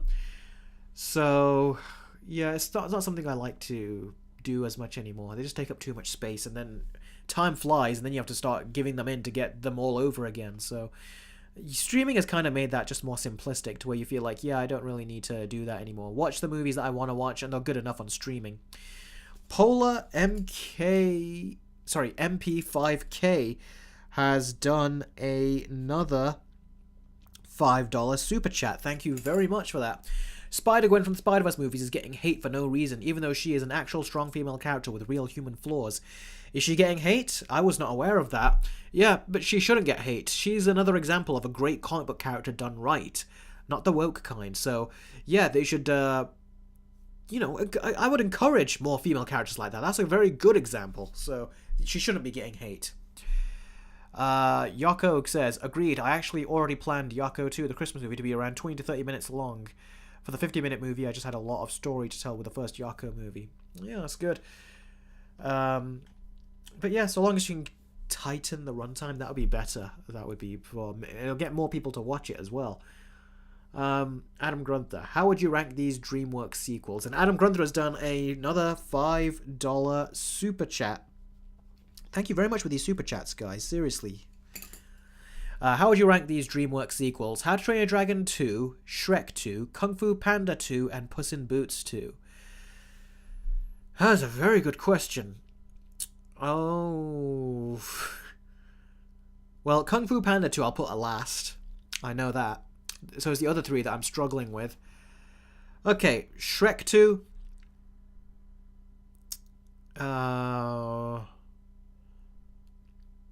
Puss in Boots 2 and How to Train Your Dragon 2. And then Kung Fu Panda 2. That's the order I'd put it in. Although I do need to see Kung Fu Panda 2 again. I've only seen it once, I think. Maybe twice. And it was many, many years ago, so I need to see it again.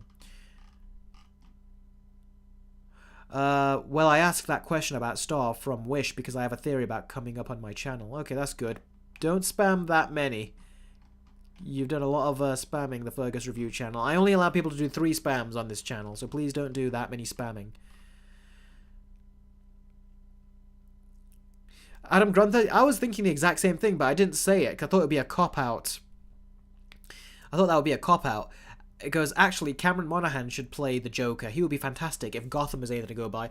Gotham is something to go by, but I think because he's been on the show, you want an actor that is not, connected to a show because that'll cheapen it. You want someone who's got more of that cinematic presence, someone that's not been on TV to do it. So that's what I think they should do. Get someone new.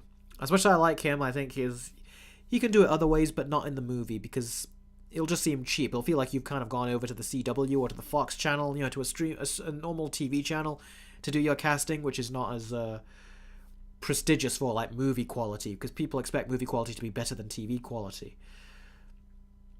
Big Bash goes, people on Twitter want Gwen to be trans. Yeah, well, I'm guessing most of those people don't even watch the movies anyway to begin with. If they do watch it, They're only probably watching it just so they can tweet about it afterwards, because they would know that she was a damn good character. Like, fantastic the way she was. Making it trans would just be changing for the sake of changing it. Make new characters if you want that. Don't change the originals. I've said that about many characters. They should not do that. George Phillips, Die Hard or Home Alone? Home Alone. I love Die Hard, but Home Alone just really has that warm family movie feeling to it. Die Hard has that in parts as well, especially towards the end when everything is all resolved. But I love Die Hard so much still.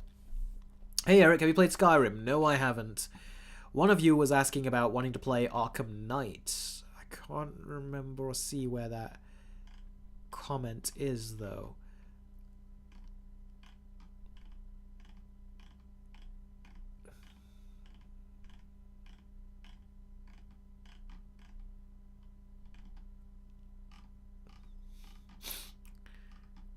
Let's go through some more of your questions here.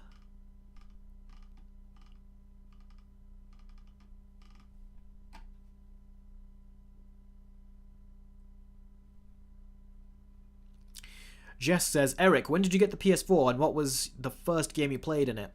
I got the PS4 back when I had just gotten my new job at the time, actually, and I was in training at that point, and I bought the PS4 bundle with Batman Arkham Knight. I actually did an unboxing of it on my channel years ago, so you can actually look for that if you want. And yeah, Batman Arkham Knight was the first PS4 game that I played. That was the main reason I bought the console. If it was for if it was just for one game, that was the one I bought it for. So yeah, no, that was a great game. Not as good as the other Arkham Asylum and City, but it was still a very good game.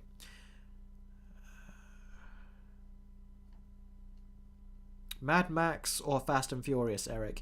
I've not even seen all the Mad Max movies. I've only seen the fourth one in theaters. I still need to see the other ones.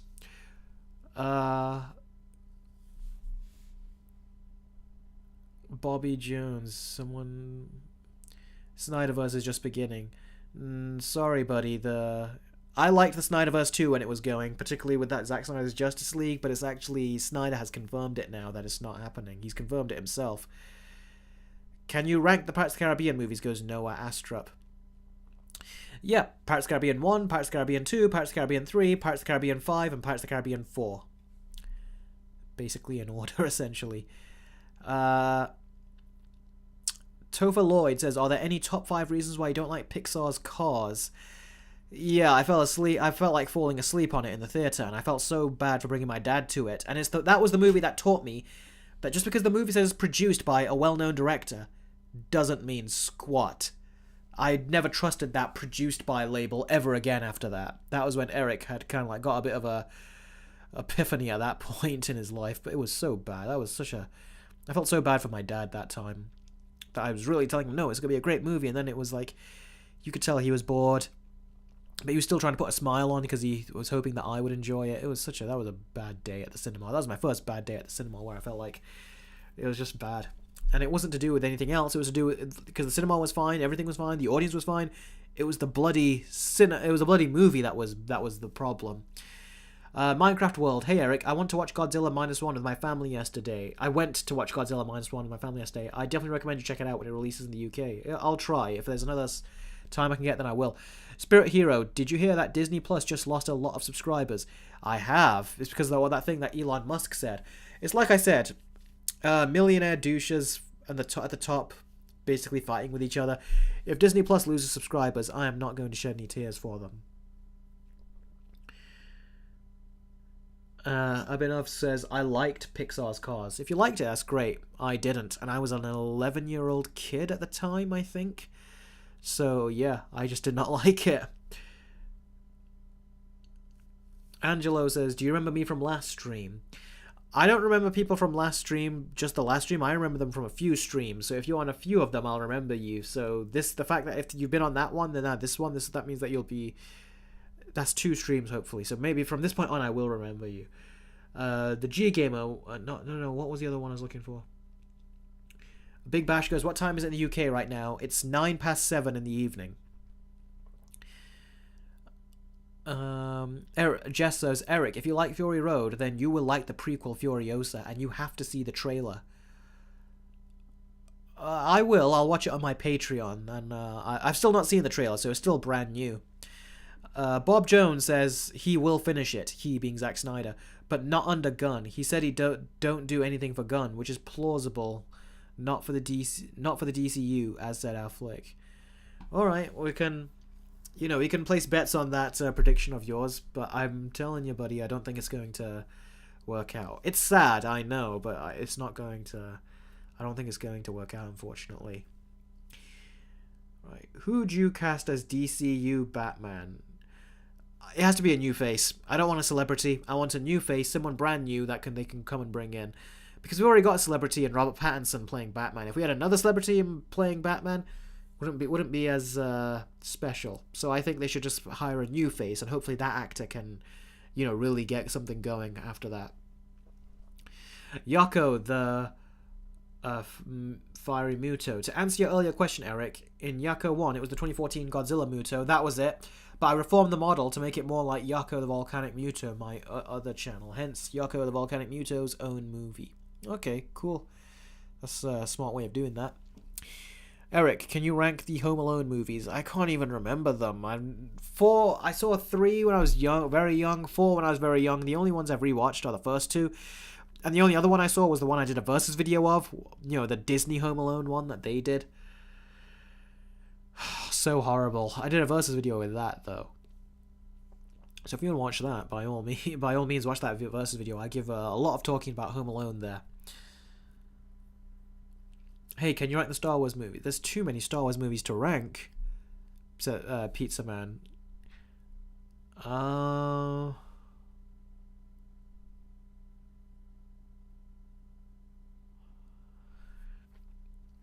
Okay, Star Wars Episode 5, Star Wars Episode 3, Star Wars Episode 6, Star Wars Episode 4,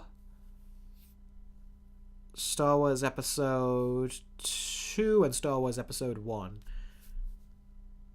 I'm not count. Oh, and then you can have The Force Awakens, The Rise of Skywalker, and The Last Jedi.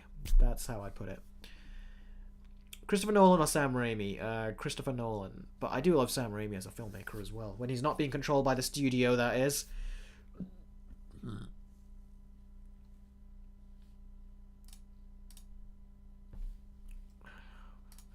me, I just need to check on this.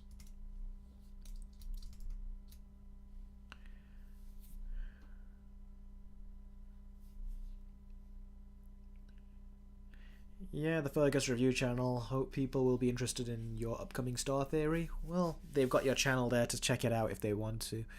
Are you feeling alright, Eric? You look tired. There's probably 2 reasons why I look tired. One is because before starting the stream, my light died out, which I always have 2 lights firing at me. The light died out, and the other one that I've got right here is on its last, literally on its last little bit of battery. So it's not really lighting me up very much. Let's see, can I bring it closer? Will it do a better job? No, not really doing much of anything for me right now. So, yeah, so that's one of the reasons that I probably don't look tired. And the other reason is because I have eczema on my eyelids, of all places. So it makes my eyes look more tired. You can see one is more open than the other. Whenever there's a very harsh change in weather, it always... I don't know why, guys. For some reason, it always just... My skin has to readapt to the weather change. And by its way of doing that is by having my eczema flare up.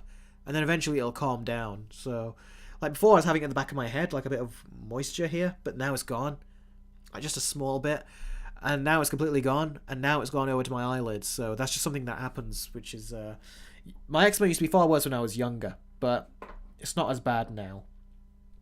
But still, these are little things I have to deal with. And again, I'm sorry, but it's the lighting. You know what? Let me try to fix that for you. So this way, when you see me, it'll look a bit brighter. Let's see if I can just increase... Oh, that's ugly, that is. That ain't no good. Okay, 85...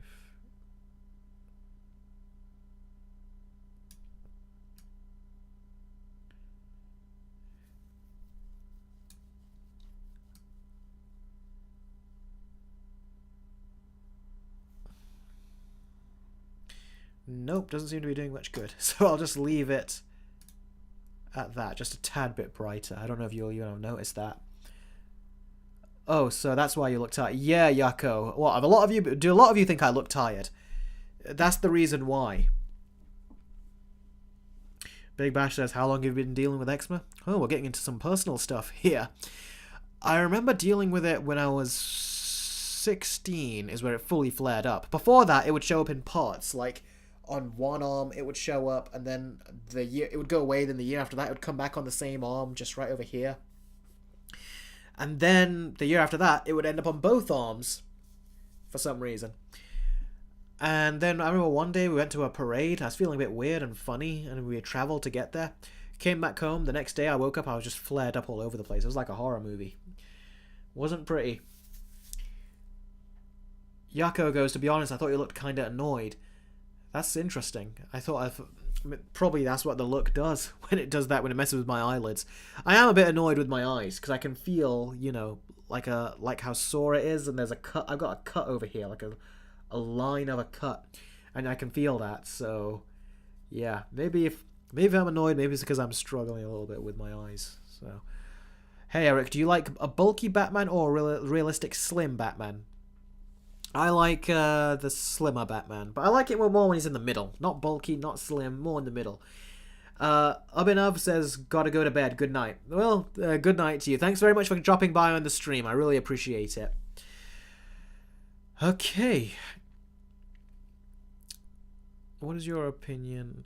And by the way, guys, I'm missing out on a lot of questions here because they were scrolling by quite quick, and now I'm trying to scroll up to catch them. But like I always say, if you want to, like, for definite, make sure that your questions are answered, you put in a super chat, I'll see them instantly. So that's definitely the way to do it. Drake Holly goes, what do you think of the trailer for Kingdom of the Planet of the Apes? Well, I think that the trailer shows promise, but I like the visuals of it, but I don't know where the movie's going to go with this new director, who's not Matt Reeves. It's the director of the Maze Runner movies, and I've only seen the first Maze Runner. I don't know what this director's going to do with the CGI. I wonder if he's just going to just make a lot of the scenery CGI, whereas Matt Reeves did everything on location. Like, the majority of his stuff was on location, with even sets made. But this new director looks like there's times you can look in the trailer and you can spot that's a lot of CGI. And the evolution of, like, no pun intended, but the evolution and changes of the CGI from Matt Reeves movies, with each of those Apes movies, from the first Rise of the Planet of the Apes to Dawn of the Planet of the Apes, there was a significant upgrade in visual effects. And then from Dawn of the Planet of the Apes to War for the Planet of the Apes, again, there was a significant upgrade in special effects. But and that was only like with the 3 years in between the movies with Dawn and War. But then with Kingdom of the Planet of the Apes, we've had several more years, 6-7 years. And it's like, I think it's 6 years, and it's like they don't look as good as they did in War for the Planet of the Apes, so it looks like a bit more like a step back, if anything. So that's a shame, that really is a shame. Adam Grunther has done another super chat. Thank you very much for the super chats, guys. Like I said, it really does help me in making a living, so you guys really have no idea how much you are helping me when you do these super chats. So thank you very much, Adam Grunther, Polar, MP5K, and all the others that have been doing super chats. I really appreciate it. Adam Grunther asks, what alternate Spider-Man would you want to see in Beyond the Spider-Verse who we haven't yet? I would love to see the 90s animated one. Yeah, I would love to see the 90s animated one as well, because that was the one I grew up on, you know. Then we got the Raimi movies, so yeah, you hit the nail on the head there, Adam Grunther. That is definitely the one that I want to see. But I would also like to see Tobey Maguire and Andrew Garfield pop in, because the rumor was that they wanted to try to bring live-action heroes, like live-action versions of Spider-Man in to Across the Spider-Verse, but they pulled it out at the last second. They had a whole sequence planned. So I hope with Beyond the Spider-Verse, I hope they really do go beyond and we get some live-action in there too. They've meshed all kinds of different animation style into the animation, and they did a little bit of live-action in the Across the Spider-Verse movie. So hopefully with Beyond the Spider-Verse, they can go like put a big live-action character in there. So that's what I would like to see. But please, no Tom Holland, please. So thanks very much for that super chat, Adam Grunt. I really appreciate it. The Movie King 3000, who's done a $2 super chat. Hey Eric, new screenshots from Deadpool 3 just came. Have they? Let's take a look. Deadpool 3. And let's see.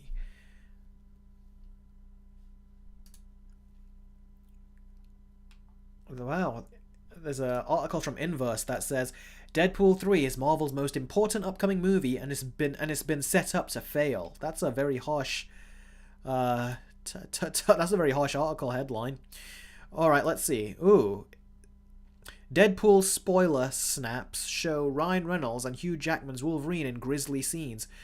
Well, that's not really a spoiler because they're supposed to be in grisly scenes. It is interesting that they're reshooting it now. They're back on set and it looks like nothing has changed. It is funny though. I'm seeing an image right here of Ryan Reynolds and Hugh Jackman,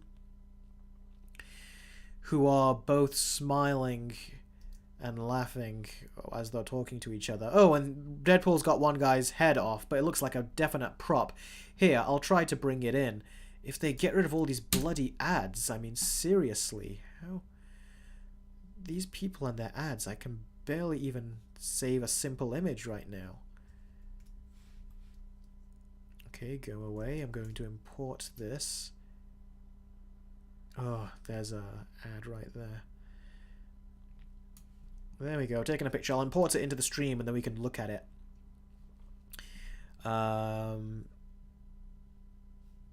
Yeah, how do I... This is what happens when you try to edit on the live stream live in front of all of you. I'm trying to take a look and so we can talk about it. So let's go to the desktop. There we go. Here, let's cover up the Marvels here, shall we? Alright. Here we go. I'm going to show you this image. We can take a look at it.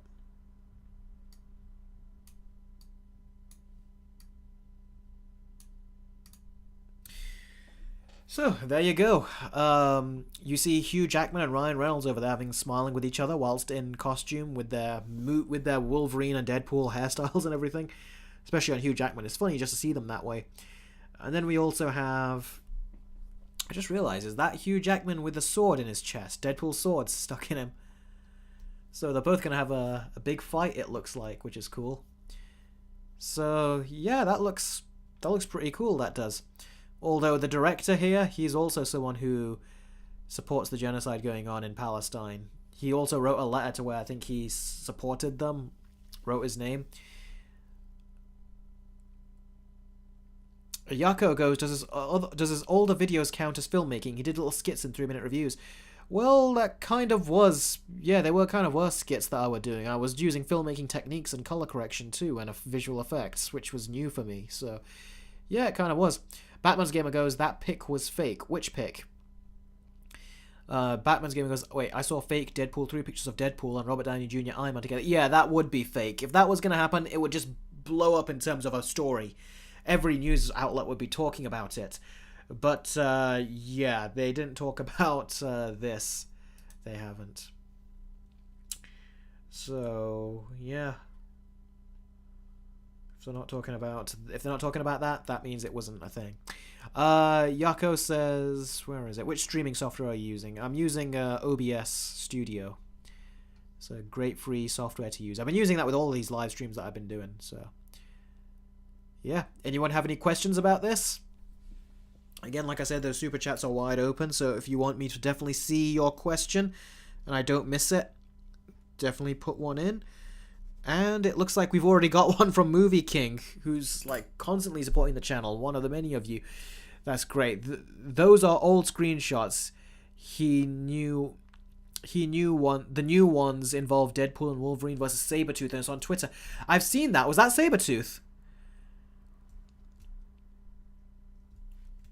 I wonder which Sabretooth it is, but it's this picture. I'll show it to you. Oh, that is Sabretooth, isn't it? And it's Wolverine fighting him too.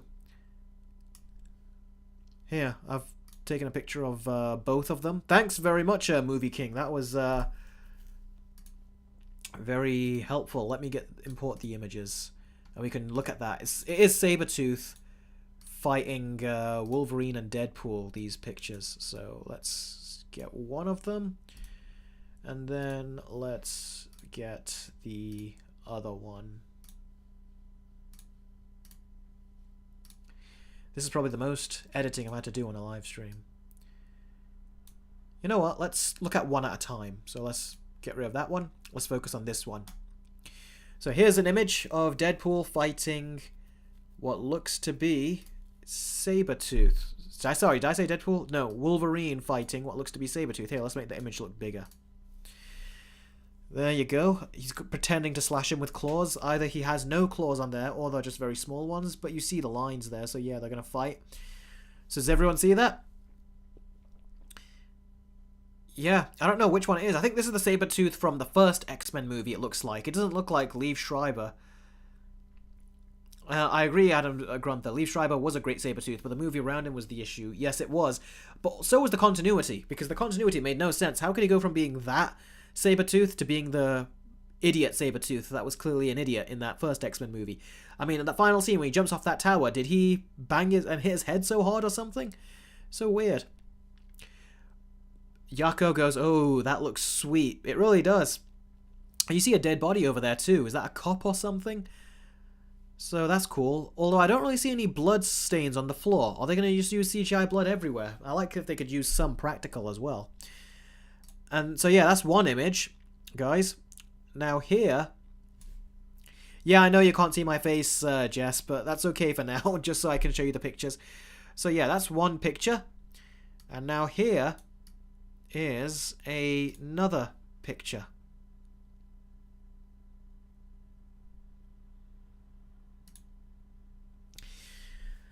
There you go. That looks like it's the head of Sabretooth, but it looks so fake. It looks like you can tell.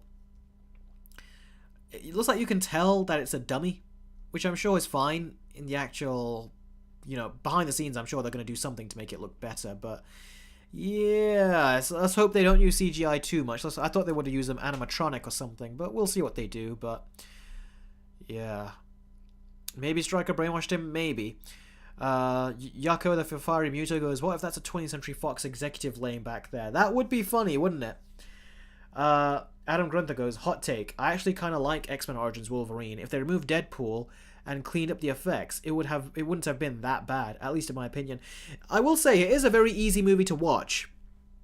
I'm never bored when watching that movie, but I do think that the movie played it too clean, even for PG-13. There was some really dark stuff in there for PG-13, but there were other times where it just felt too clean for, as far as the PG-13 X-Men movies went, you know, for PG-13 X-Men movie standards at the time. Like, I thought the first two X-Men movies, and the third one, were darker than X-Men Origins, which was the disappointment.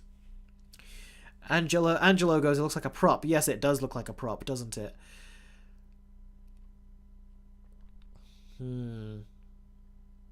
What do you guys think? Have you all got any other thoughts? Comic Book King says, unfortunately, I don't have enough money for a super chat. That's okay. I can still try to read your questions. For anyone who does, though, then, you know, their questions will be highlighted, and I'll definitely see it and not miss any of it. If there's any comments that you just want to make about it, you can go ahead and do that as well. Deadpool 3 needs more practical effects for the actions and not crappy CGI. There is one plus side. If you look at... the plus side being that if you look at before the strike happened, they were doing an action sequence and there was a 20th Century Fox studio broken down behind them. I was shocked. I was like, that is a set. Like, that is actually a set they've used, and Marvel always use green screen and then just do the sets afterwards and CGI. So the fact they did a set shows me that Ryan Reynolds is wanting this movie to be filmed in the way that the Fox movies are filmed, which is more practical which is a combination of practical and special effects, which I'm all for. And yeah, Adam Grunter, you're right. At least he's actually holding something. So yeah, it's not like he's holding a fake CGI thing. So that's good. Who knows? Maybe when the angle they'll show it from, you won't need to see much of the details, and any little details they can do will be CGI'd, maybe. But let's hope it all looks good in the end, and the movie's given enough time to look good. But yeah, it is interesting reshoots, isn't it? When they take months away from shooting something, then they come back to it. Because if you look at these images, it looks like nothing has changed from before the writer's strike and after the writer's strike. It looks like nothing has changed when you look at these photos. They look exactly the same. Like these are photos that were taken weeks ago or months ago before the strike happened.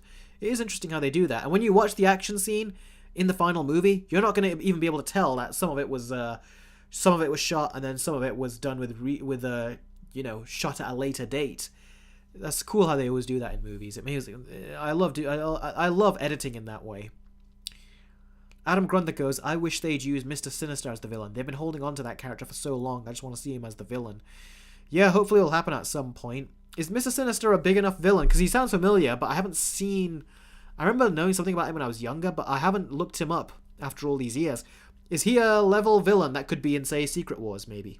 Because they could potentially do that. Potentially. Yako says, what if the movie is Deadpool and Wolverine kill the X-Men universe? Well, that would be something, wouldn't it? If it could be something like that.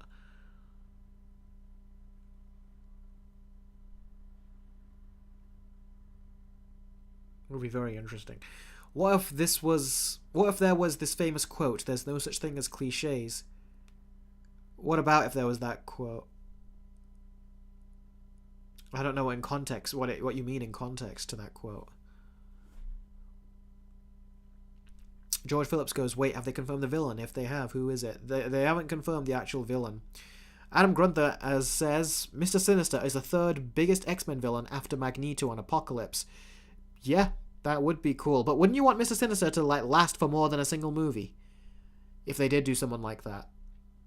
But then again, Apocalypse was done in one movie. Magneto has been done in one movie. It's not like they can't do it in one movie. Big Bash goes, they better not ruin Logan with this. I really hope so too. I really hope they don't ruin Logan with this either. Hopefully Ryan Reynolds and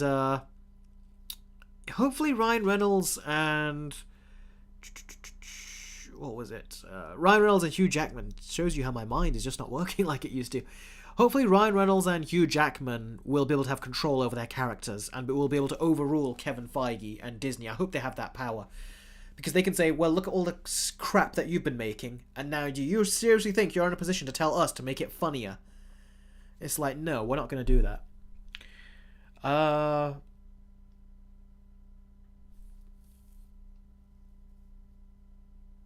Maybe the Sabretooth was out of his timeline. Maybe he's another multiverse type. Maybe this is what I was thinking. I don't know if it's true. And this is just a speculation on my part. I was thinking, what happens if at the beginning of the movie, you have Deadpool narrating, and then the 20th century, he'll be like, there I was, going about my day, blah, blah, blah, blah, blah, blah, blah, like doing all this stuff, and then out of nowhere, and then you just see the 20th Century Fox logos, there's like an explosion that happens, and he falls down this big giant pit, and he wakes up, and he sees behind him is just like this blown up building of like the 20th Century Fox studios. And just out of them, all these characters just come out. It's like all the assets, all the IPs that 20th Century Fox owned just start jumping out. And one of them is Wolverine. And then you get some other characters that Fox owned as well. Maybe the alien pops up or something, the Predator, whatever. They all go run away. And then Wolverine shows up, and then Sabretooth shows up. And then you have some of the other X-Men characters that they want to bring into this movie show up. It's like their home has technically been destroyed. The studio's home or something, I don't know. That's just a dumb guess in my head. I don't know if they'll actually do that, but it would be interesting if that was something that they did where it kind of like broke the fourth wall, but they tried to do it in a way where the characters didn't know it's a fourth wall, but Deadpool does. And he's like, where's this other character that Fox owned? I want him on our team. Where is he now? Oh, he was bought out by this other studio. Son of a bit. He could... There's so much fun stuff you can do with Deadpool. There really is. Jess says DC does great comedies more than Marvel. I would agree. Yeah, you guys know I never liked Marvel's comedies very much. Their humor was just one note to me, and it was just very in your face. Like, can you see how funny we're being? Whereas there is more humble comedy you can do. Like, some of the DC movies have done it. Like, Nolan's movies have done a lot of humble comedy, where it's like, they're not forcing the joke in there, but the joke is there. So, yeah.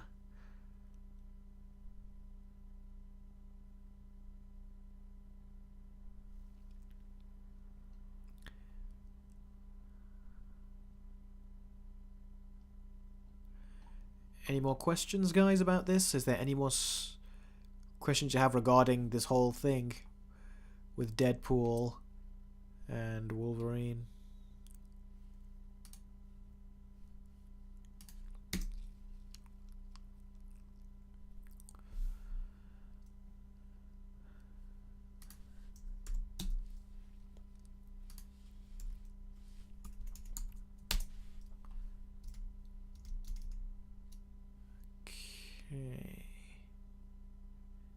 Okay, I think I'm gonna... Oh, I was gonna do something. Then Batman Gamer put in a super chat. Thank you very, very much, Batman's Gamer. I keep telling you guys, these super chats, they really do help a great deal, so thank you very much. Have you heard about Henry Cavill could play Apollo in James Gunn's The Authority in the DCU? Sounds like he won't be ripped off from DC anymore. Yes. I don't even know who Apollo is. But I have seen the lineup of The Authority characters. Fergus Review Channel, please stop spamming. That's too much. I said don't do that kind of spamming. I'll answer your question in a second. Sounds like he won't be... Yeah, but I think that it would be best if he doesn't. I would like a break for Henry Cavill because he played Superman. He's still fresh in our heads as Superman. If you hire him, he very much will come across like, what is Superman doing in this completely different role? It would just be a bit too jarring, I think. So I would say no, personally. That being said, if Amazon Prime want to hire him and say The Boys or something, or whatever, like, you know, I feel like there's some more interesting stuff you could do with Henry Cavill. Kind of like how there's more interesting stuff you could do with the actress that Marvel are looking to play a gender-bent Silver Surfer, Anya Taylor-Joy. I would really like to see her in Matt Reeves' DC universe as Harley. She seems like the perfect choice for that. Tyler Edwards, hey Eric, great fan of the channel, and on that note regarding Marvel's humour, could you give us your thoughts on the Iron Man trilogy? Love your content, Eric. Oh, thank you very much for those kind words. Yes, I like the first Iron Man. I gave it an 8 out of 10. It's not a great movie, but I thought it was a very good one.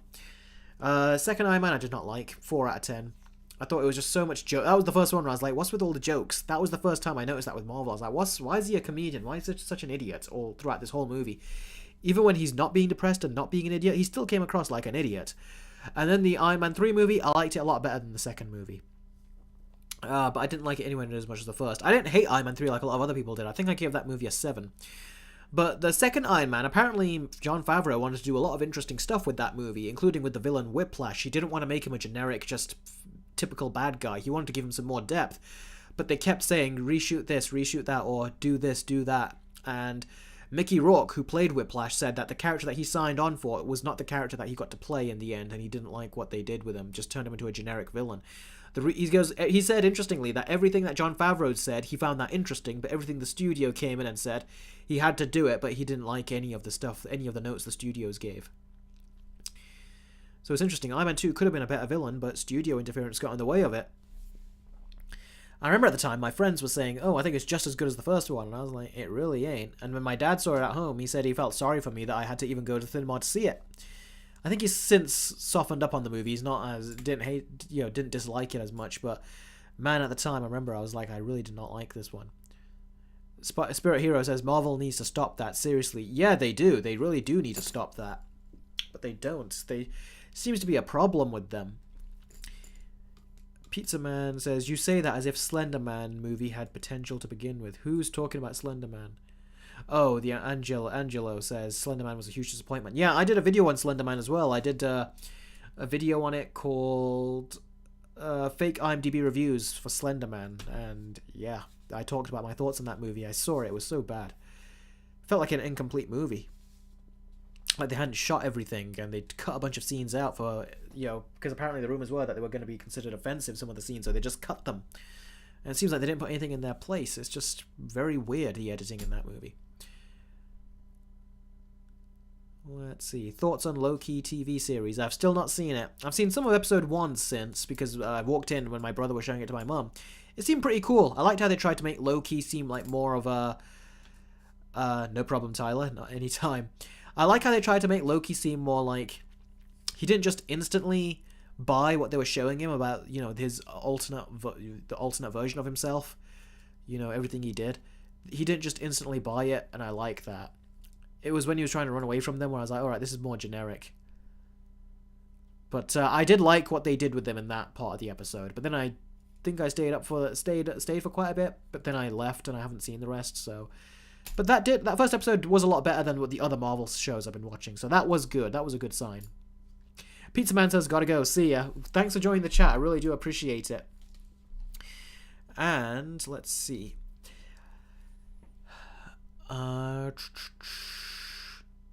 Cole Bunnell, hope I'm saying your name right, says, "Hey Eric, love these live streams you've done recently. Just wondering, what's your favourite MCU movie of Phase 4 and what would you give it out of 10? Ooh, you asking the tough questions, buddy. Phase 4, what was my favourite movie out of it? Let's take a look here. Phase 4 MCU movies.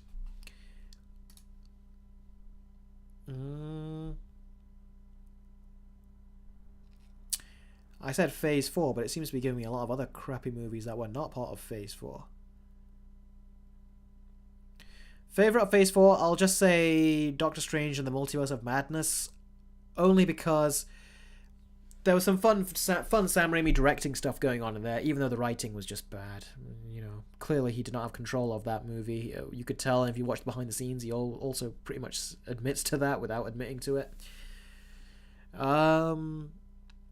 Any more questions? Like I said, as always, if you want your question to be seen right at the top, you put in a super chat and I'll definitely see it.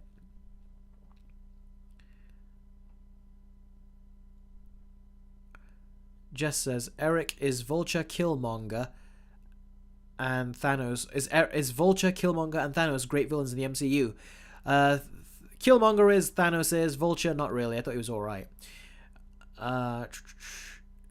Yako says, yeah, I got a head too. I'm not feeling well. Have a good day. Oh, that's a shame to hear. I hope you feel better, Yako. Thanks very much for joining the stream. I really do appreciate it. So take care, buddy. Really take care.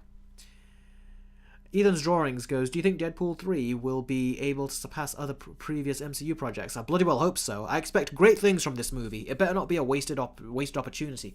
Especially when you have characters in there like Logan, Hugh Jackman's Wolverine. They better do him right. Otherwise, I'm going to be super harsh on this movie if they just do the typical MCU stuff. I really will not like that if they do that. Logan is a character I'm very protective over, so they better not screw that up. Angelo says, did you enjoy Squid Game? I did. I did not like the live... What was it? Not the live... the reality show they did of it. I thought that was kind of lame. I only saw a couple of minutes of it, and I was like, man, this is so cringeworthy. They're talking like they're about to die when they're not. They're just going to get kicked out of a game is all. So it was ridiculous. Jess says, Marvel needs great villains in the MCU and not the crappy ones in the past. That is true. They do need to, get better with that. They really do.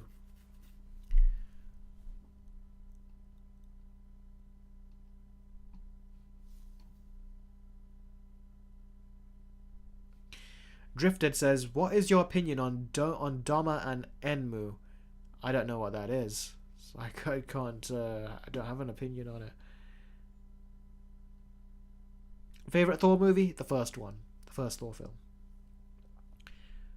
Worst Thor movie? Thor Love and Thunder.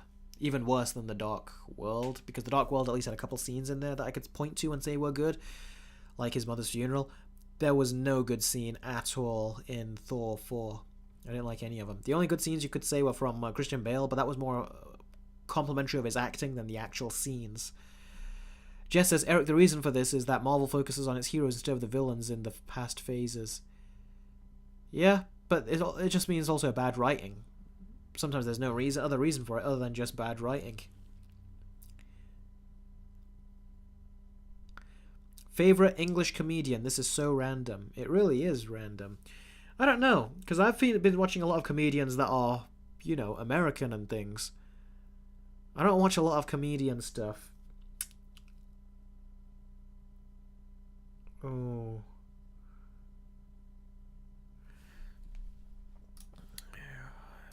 Let's... I've really not thought about that.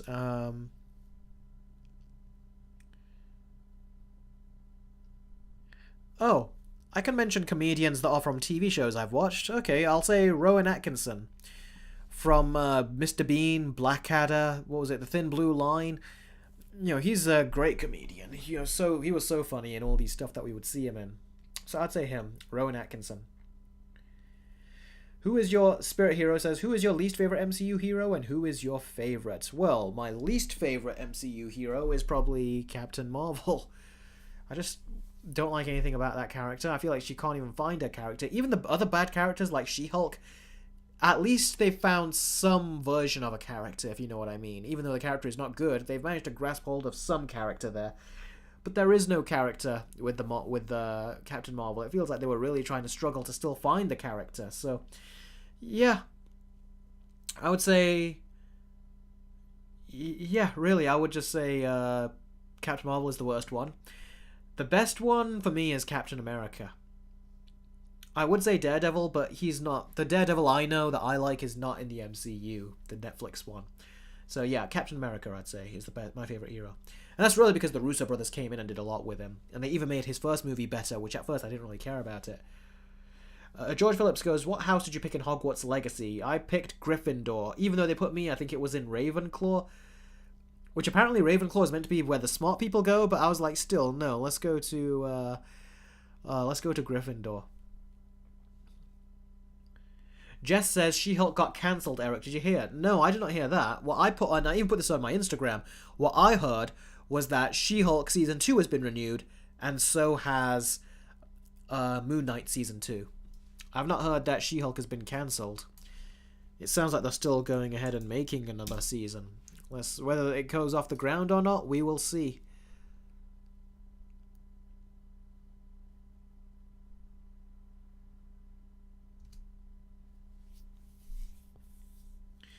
Anchella says, please watch Godzilla -1. It's the best Godzilla movie. I do want to see it.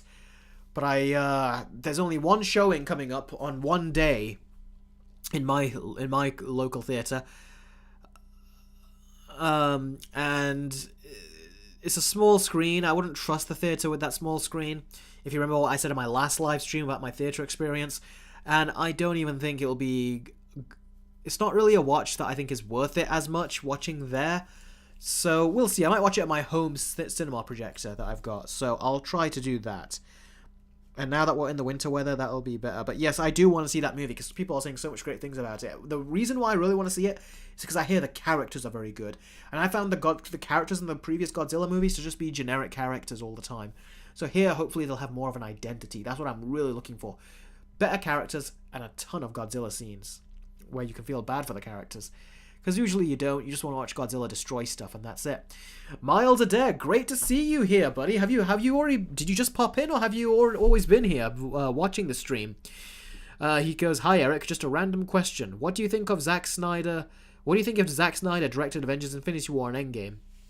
It would be a mess, unbalanced, and it would not be anywhere near as good as they ended up being. I think that's my honest thoughts on that. Really." The kind of movie that those two were is not something that Zack Snyder would do well, I think. His ballpark is in other places. And thanks very much for the super chat. I keep saying these super chats really do help, so thank you very, very, very much for the super chats. I really do appreciate them. So anytime they're always given, I'm always very thankful. It helps me do this for a living. It really does support me in that way, so thank you very, very much. The Chili Dog Vendor, which do you prefer, pure evil villains or broken villains? It really depends. You want a good balance of both.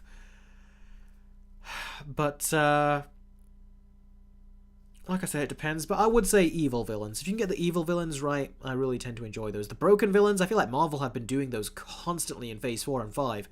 And they've not worked on me at all. Even, what was his name in Black Panther Wakanda Forever? The villain in that movie. Namor? I didn't like him as a villain either. It's just so... nothing in comparison. Like, really nothing in comparison to say what Killmonger was. Killmonger was a much better tragic villain. Which Rachel Dawes casting do you prefer? Katie Holmes or Maggie Gyllenhaal, says Exodon Doan. I like them both. But the thing is, I can't imagine either of them in the other Batman movie. So Katie Holmes I can't imagine in The Dark Knight. saying Maggie Gyllenhaal's lines, and Maggie Gyllenhaal I cannot imagine in Batman Begins saying Katie Holmes' lines. They're both great. It's one of those few times where the recasting, I'm actually happy with it because it fit for the individual movies that they were in. So if I had to pick which one I liked better, I don't know. They're both great.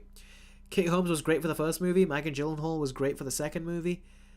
If I had to pick, maybe I'll give the edge to Maggie Gyllenhaal, but that was because she's in my favourite Batman movie, The Dark Knight. Spirit Hero says, I'm going to head out now. As always, thank you, Eric. No problem at all. Thank you very much for joining the stream. Really appreciate it. And yeah, thanks for watching. Take care, buddy.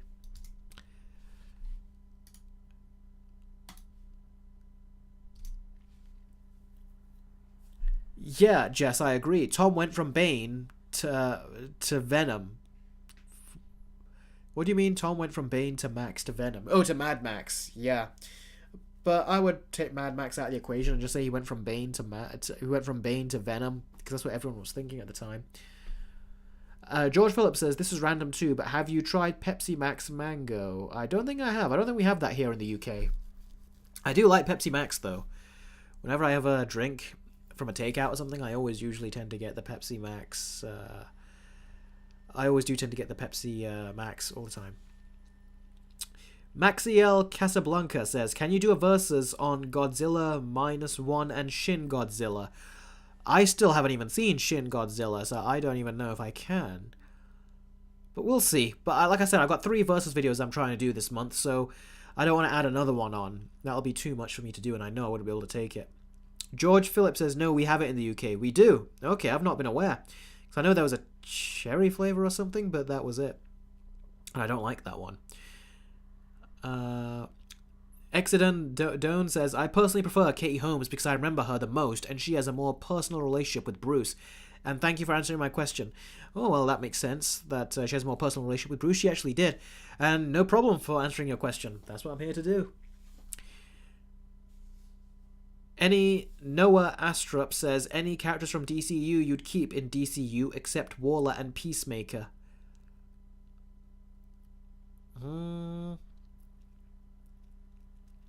Maybe the team that Peacemaker had. But on the whole, no. Get rid of them all, start again. If the current MCU is anything to go by, the most exciting thing people can do right now is a reset. So a reset, do that. Big Bash, and have you visited America, and what do you think about it? No, I've never visited America, unfortunately. It would be cool if I could. Their corrupt politics aside, but then again, I'm in Britain, and they have corrupt politics too, so the world has corrupt politics. Angela, if you watch Godzilla -1, will you make a versus video against the original Godzilla movie or King of the Monsters? If I watched -1, I would do a versus with Shin Godzilla, because those were the 2 most recent ones, weren't they? Eric, this is from Jess, I can name better strong female characters, Gwen Stacy, Katara, and Furiosa. Katara is kind of a random one to put in there from Avatar The Last Airbender, because if you put Katara there, I'll put Toph there as well. You can even put Azula there, even though she's a bad guy.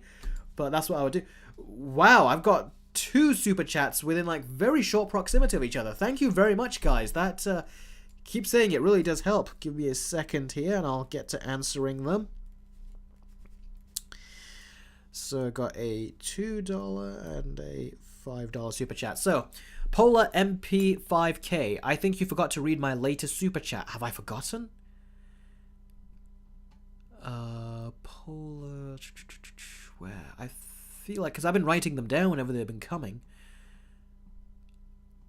No, I'm scrolling up. I don't see another super chat here. I don't think I missed it. It seems... Just write it and I'll answer it. But yeah, I'm scrolling up. I didn't see another one there. It didn't show up. In the meantime, I'll answer Miles Adair's super chat, who did a $5 super chat. Thank you again very much for that. I was just wondering, when you mentioned Phase 5, why was Wakanda Forever, Wealth by Night, and Guardians of the Galaxy Holiday Special not listed? Because the person said Phase 4 movie, didn't they? So that's why I had to put a movie there, not a special or a Disney Plus type thing. I just did a theatrical movie. Otherwise, yeah, I would have chosen Wealth by Night. Or Guardians of the Galaxy The Holiday Special. Or even Hawkeye. But I thought they were talking about a movie, which is why I chose Doctor Strange in the Multiverse of Madness. Jess says, "Hey Eric, I have to." Well, this thing's in the way. I can't read that properly. Hey Eric, I have to go. I'm tired. I will see you in your next live stream. Bye. Yeah, that's no problem. Take care, buddy. See you soon. Take care. Bye. Thanks very much for dropping by and for asking a lot of questions. I really enjoy having all of you down here on the live stream.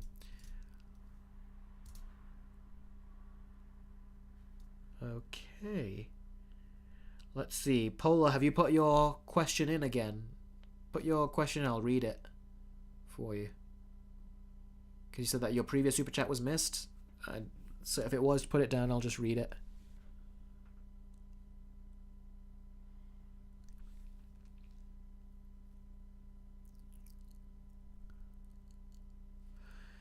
Caleb, you says, I recommend Lego Ninjago Master of Spin Jitsu. Will you put it on your watch list?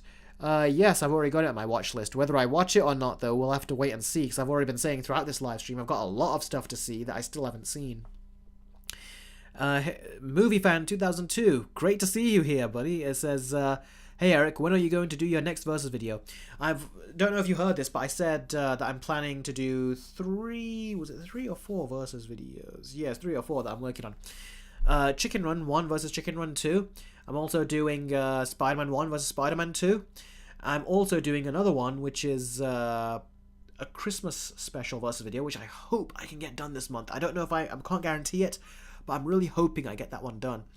And then there's another video which I think I'm working on this month, which I've forgotten, but I've got a list somewhere. Polar got another super chat. Again, thank you very, very much. I keep saying these super chats help a lot. This will be my last question. What are your thoughts on Gwen and Miles' chemistry from the Spider-Verse movies? Because they are my favorite comic book movie ship. I think they've got great chemistry. It was cool how they were introduced in the first movie, but it felt like they weren't really playing into the relationship that much with them. Then the second one, they really did play into it, and it kind of came to a point where they had reached loggerheads, and you had to say that you kind of got annoyed with her and you left. But most likely she'll come to save him and help him in the next one, which will, like, you know, ignite that spark again. I think they're a great couple. Let's see where they go and if they'll actually take it somewhere.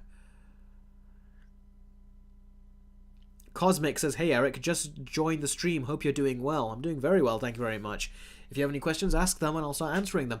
Polar, thank you very much again for that super chat. I really do appreciate that, like, so much. Words cannot describe how much I appreciate it. And you've done quite a few throughout this live stream, so thank you ever so much. Thank you very, very much. Someone's actually calling them their usernames. You're tearing me apart, Lisa. With a Tommy Wiseau. With a Tommy Wiseau, emoji, not emoji, profile picture there. Who would you like to see in the Batman 2? In the Batman 2, I would like to see... I'd like to see Two-Face, because apparently they're going to bring Harvey Dent into that, so I want to see Two-Face. I also want to see the Penguin in there, see where he is, because this is supposed to take place after his show. And after his show, he's meant to be the new kingpin of Gotham. So I want to see him be, you know, that new mob boss. I want to see what his influence is like. I do also want to see the Riddler make a return in prison. Maybe Batman sees him. Maybe he talks to him or something. Interrogates him, whatever it may be. And part of me wants to see a bit more Joker in there too. But we'll see what they actually end up doing. There's a lot of rumors going around that it'll be Hush, that Two-Face is in there, that there'll be another villain in there too. I don't know what others, but yeah. There's a lot of characters I like to see. Big Bash says, which Robin do you want in the Batman universe? If they bring a Robin in there, it has to be Dick Grayson. Young Dick Grayson. George Phillips says, hey Eric, would you ever consider watching Power Rangers? I'd recommend not watching all of the seasons in order and watch the good ones like Time Force, SPD, Dino Thunder, RPM, and Dino Cosmic Fury. I never really got into Power Rangers when I was younger. I'd watch it if there was literally nothing else on. I mean, that would be very occasional, that would be. But for me, it was too goofy. When my Teenage Mutant Ninja Turtles cartoon was so much darker and more mature than a Power Rangers movie or a Power Rangers cartoon, it really made me think, you know what? I'd rather watch that Turtles show than this. The cartoons back then were a very different time versus what they are now, and I thought Power Rangers was too goofy for me. Cosmic says, have you seen Arcane? It's an incredible show, and I feel unfairly judged by so many people because it's based on League of Legends. No, I have seen it, and it is a very good show. Just waiting on season 2, which will be in about a year from now. So that's a long time, but that animation is so great that of course it's going to take them a long time. But I wonder how long it'll take them to do each season. That'll be a bloody ridiculous amount of time. Movie Fan 2002. Hey Eric, I have interesting questions to ask you. Have you ever thought about, for your 2023 movie list, you do your bottom 5 first and then your top 5?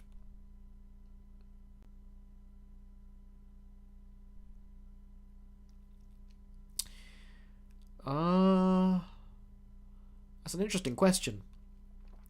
I don't know. I think it's more interesting. I've just when I watch other YouTubers, I always kind of wait for their top 5 best first, and then you wait for their top 5 worst. So that's kind of why I've always done it, because I just like it that way. There's a real build-up and like an anticipation kind of build-up that's being built up for it. So that's why I always do that. You're tearing me apart, Lisa says, do you think the League of Assassins would work in the Batman universe? They could, but they clearly did not train Batman, so they can't use that storyline. They would have to do a different storyline, is what they would have to do. But we'll see how they could do it. Cosmical says, I'd really want to see the Jason Todd / Red Hood storyline in Matt Reeves' The Batman universe. The Red Hood storyline is so predictable. We all know it at this point. So if they do it, there's going to be no surprises. So I would prefer not at this point. It's also in Arkham Knight, that storyline was. And it was in the Batman Under the Red Hood, the excellent animated movie. So we've seen it a lot. We have a lot. Wow, a $10 super chat from... Where's my pen? Oh, there it is. A $10 super chat from Movie Fan 2002. Thank you very much, buddy, for that super chat. This really all goes towards the channel and to me making this a living, so thank you very much. I really appreciate that. Do you think the canon event won't be affected if it is not from the Spider-Man or woman... Let me read that again. Do you think the canon event won't be affected if it is not from the Spider-Man or woman from their universe? I'm asking because Gwen's father didn't become a captain.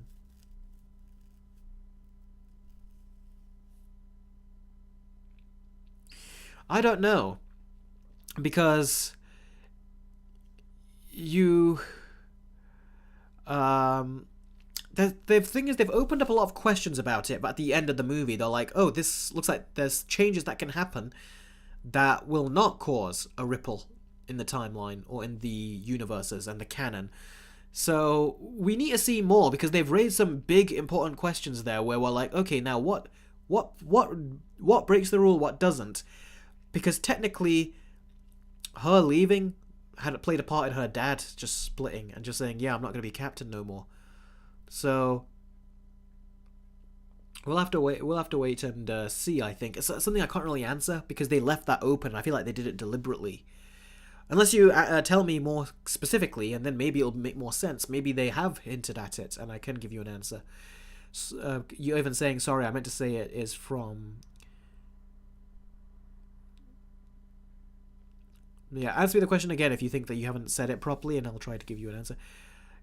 Cosmic says, fair enough, Eric. You're tearing me apart, Lisa goes, okay, Eric, I'm going now. Thanks for answering my questions. No problem, buddy. Take care. Thanks very much for dropping by. I really appreciate it. And again, for all these super chats, everyone, seriously, thank you very much. If I could give these super chats that you've done like a heart or something, or a like, I would actually do that. Ooh, what's going on here? My stream is not allowing me to scroll upwards. Oh, there we go. Okay, I think I'm going to leave this live stream in about 10 minutes, so if there's any other questions you want to ask me them. If there's any other super chats that you want to put them in, and I'll get to answering them. And in 10 minutes, I will leave the stream.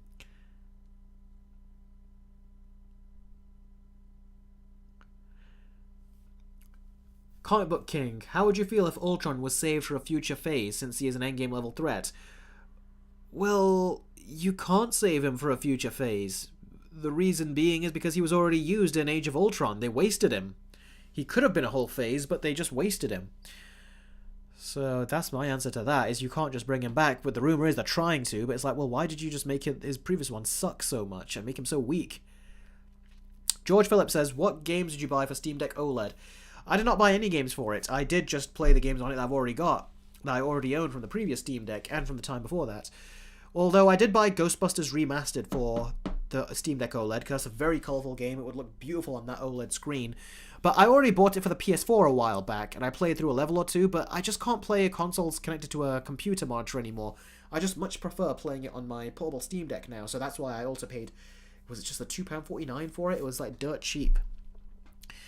So that's what I did. George Phillips also says, I think they should make Quan trans, but not make that an integral part of a character, because it's just pleases the SJW, they can move on to something else. Make Quan trans. What's that? Queen? I don't know what you're saying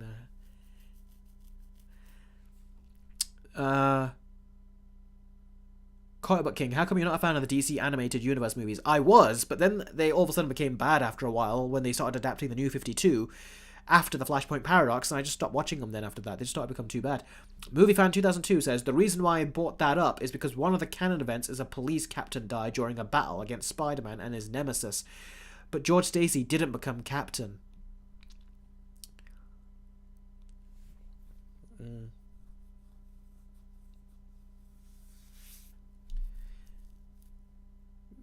Yeah, that's true. So he didn't become captain. I wonder if there's a death is still in his future, though. That makes you think. Because, yeah, the other Gwen Stacy's dad from Amazing Spider-Man, he did help Peter and he died as a result. So did all the other captains that played other captains in the multiverses. So yeah, if that's what they did, they very much. I'm just wondering though, does that mean that he will potentially die in the future? Will another death happen, and it will line everything up, or is it just saying that some of them don't have to and it's okay? We need to see about that. I feel like we really need to see the next movie, and where they'll clear up, because they've clearly established stuff. And they left you with that cliffhanger. Gwen clearly thinks that something can be done here because her dad did not turn captain. So there's a question mark there. She's come up with some sort of epiphany. We need to find out what that epiphany is and to what extent did she just calculate that in her head. And that's what the next movie will be about. This one's more about speculating right now until we get the answer in the next one. Angelo says, I'm sorry, Eric, but I need to go. Thanks for answering my question, mate. Hope you remember me next stream. I will remember you definitely in the next stream. Don't worry. Movie fan goes, then again, this is just a theory. Yeah.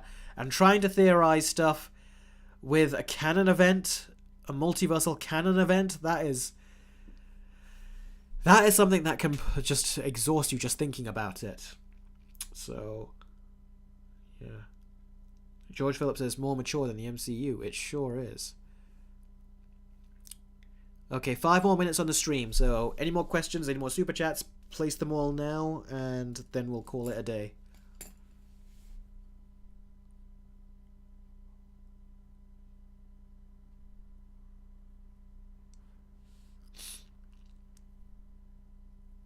Comic Book King, I meant specifically the New 52 movies.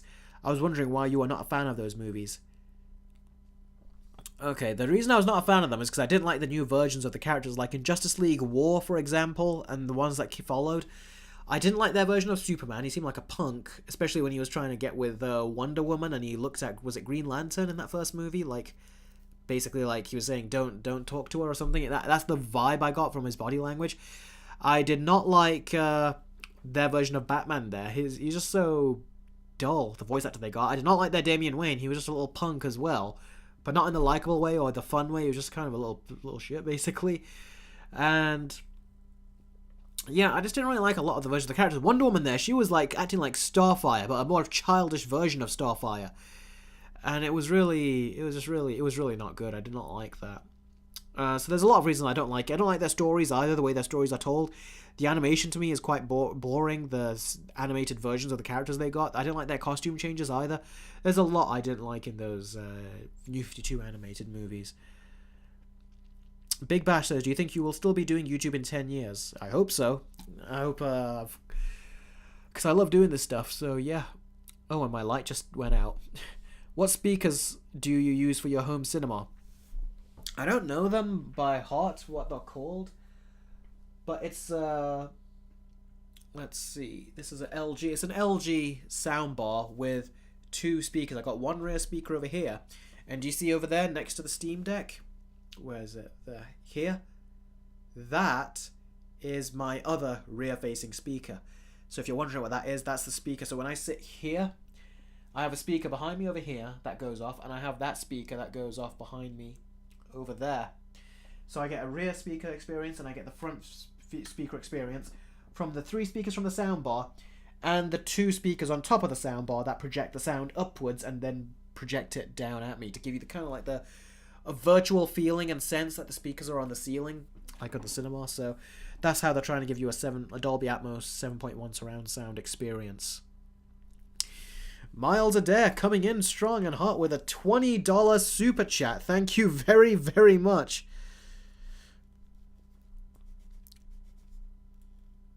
Write that down. Seriously, thank you very much for that. Do you think Andrew Garfield deserves an Amazing Spider-Man 3 with a different directors/writers? And also, Tobey Maguire for a Spider-Man 4. Also, have you heard about Tom Cruise's rant during Mission Impossible 7 in 2020?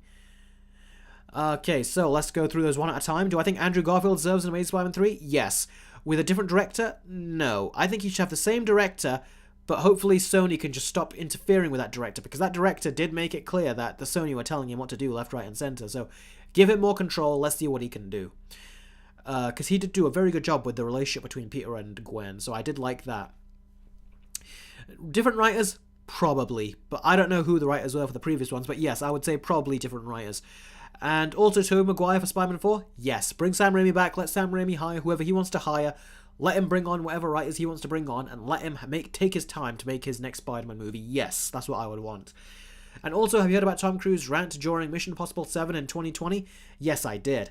Everyone heard that. It was like his character Wes Grossman in that when he was yelling at a movie studio or producer in that Tropic Thunder movie. It was like that, but in real life. And if you go back and forth between the real life shouting and the shouting in that scene, it is very, very much like how he talked in that bit of audio that got leaked and released. Like when he was yelling at that terrorist guy on the phone, that was literally like how he was yelling at the person, that crew member, for messing around. I think it was during COVID or something, wasn't it? So yeah, that was very funny. That was, but yeah. Cosmic says, alright, I'm going to head out now. Thank you so much for answering my questions. You're an amazing content creator, so just keep it going. I'll see you next stream. Yeah, take care, Cosmic. Thank you very much for joining the stream. Ariane Sarangai says, hi, hey Eric, love your videos, but have you watched Godzilla -1? Everyone seems to like it. A lot of people in the stream have been asking me about Godzilla -1. No, I haven't seen it, but I really, really do want to. Like, I really want to go see that movie. Because some people are putting it in their top, like, best of this year type films, which is surprising. So, yes, I do want to see the movie, and I'll definitely try to watch it. But I haven't got many screenings going on in my theatre. I've got one screening going on in, like, December the 15th or something. And a lot of people have already booked it, and it's a small auditorium. So, yeah, not much people are... I mean, there's not much opportunities for me to go see it, so I'll probably watch it in my home theatre system and just watch it there, personally.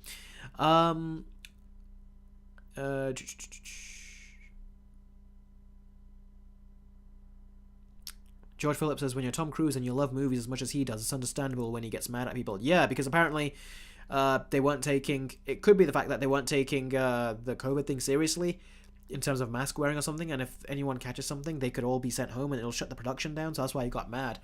And who knows, we don't really know what the real situation is. Maybe someone was being...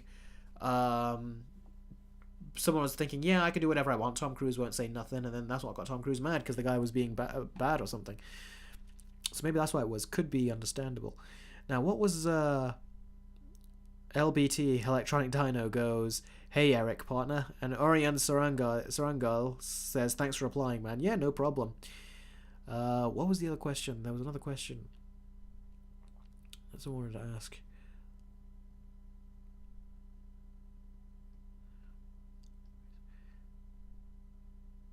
Big Bash says, who do you want the villain to be in Tobey Spider-Man 4? The rumor was that there was going to be Black Cat in there, and there was also going to be... Anne Hathaway was going to play Black Cat, funnily enough, but then she ended up getting Catwoman. And the other rumor was that it was supposed to be Vulture who's supposed to be in it, except his wings were made of knives, and there was a point where he digs a knife into Spider-Man and he twists it, like it was a brutal and creative action sequence. Instead, we got a very PG-friendly one in Homecoming, which was just so lame, I thought, in the climax. What was that other question? There was another one here that I was supposed to see. Oh, Maxi goes, how many Godzilla movies have you seen? I've seen all the American ones, and I've seen parts of the Japanese ones, but I've never seen all of them.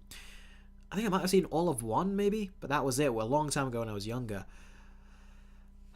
But yeah, reason being is because the quality for a lot of them was bad. I couldn't really find one where I was like, okay, that was a good copy. I asked some friends if they could help, and because it was hard to find these Godzilla movies back in the time. Now it's probably easier, but I've never tried to revisit them. I should try though. But then again, seeing as how great this one is, one of the things that put me off of those Godzilla movies is that they always kept saying, all right, we're a sequel to the first movie. But then they say, all right, that sequel doesn't matter. We're going to make another sequel now. And that previous sequel, that no longer continues with the story. Now here's a new sequel, direct sequel to the first original Godzilla. They kept doing that, and it kind of put me off. I was like, where's the continuity here? But who knows, now that the new Godzilla has come out, people are saying great stuff about it. It does look great going by the trailer. I did a trailer reaction on my Patreon of that Godzilla trailer. I really do want to see the movie and see what I think of it. It'll be my first proper Godzilla movie seen from Toho, so I would love to see that. Someone asked, which is my favorite Ninja Turtle? Where was that comment?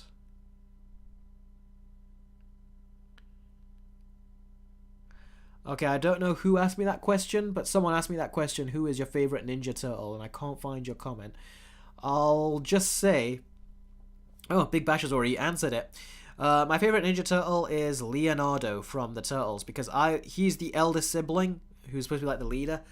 I am also the eldest sibling of multiple... I'm also the oldest sibling of multiple siblings, brothers and sisters. And I always related to Leonardo from the 2003 animated series Turtles. I always used to relate to him, so I would say him. I prefer his... he's the one I relate to the most, and he's the turtle I like the most. But I like all of them for different reasons. Oh wow, look at that, 2 hours, 30 minutes in. Okay, 2 minutes. We're going to be doing a live stream for 2 more minutes. So, any more questions, any more super chats, all of them go in now, and then we're going to call it a day. And I'm going to go get some food and all that stuff too. Like I said, at the end of these streams, I am always tired, my voice is gone, and I'm hungry. But I think the green tea did help, because I do feel better than I did before. So there's that.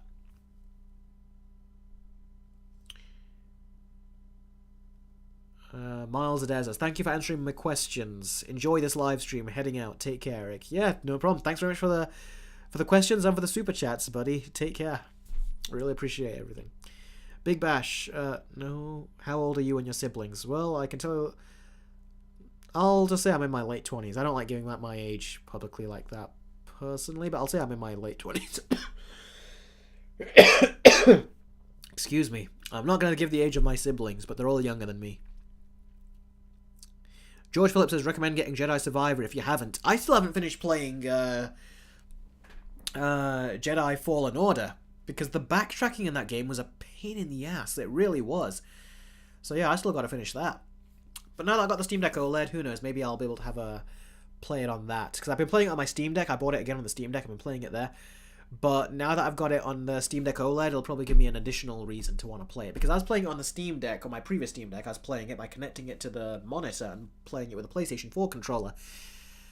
But now I'll do it with my Steam Deck OLED. So I'm looking forward to doing that. I just need to wait for my microSD card to come, which should come tomorrow, hopefully.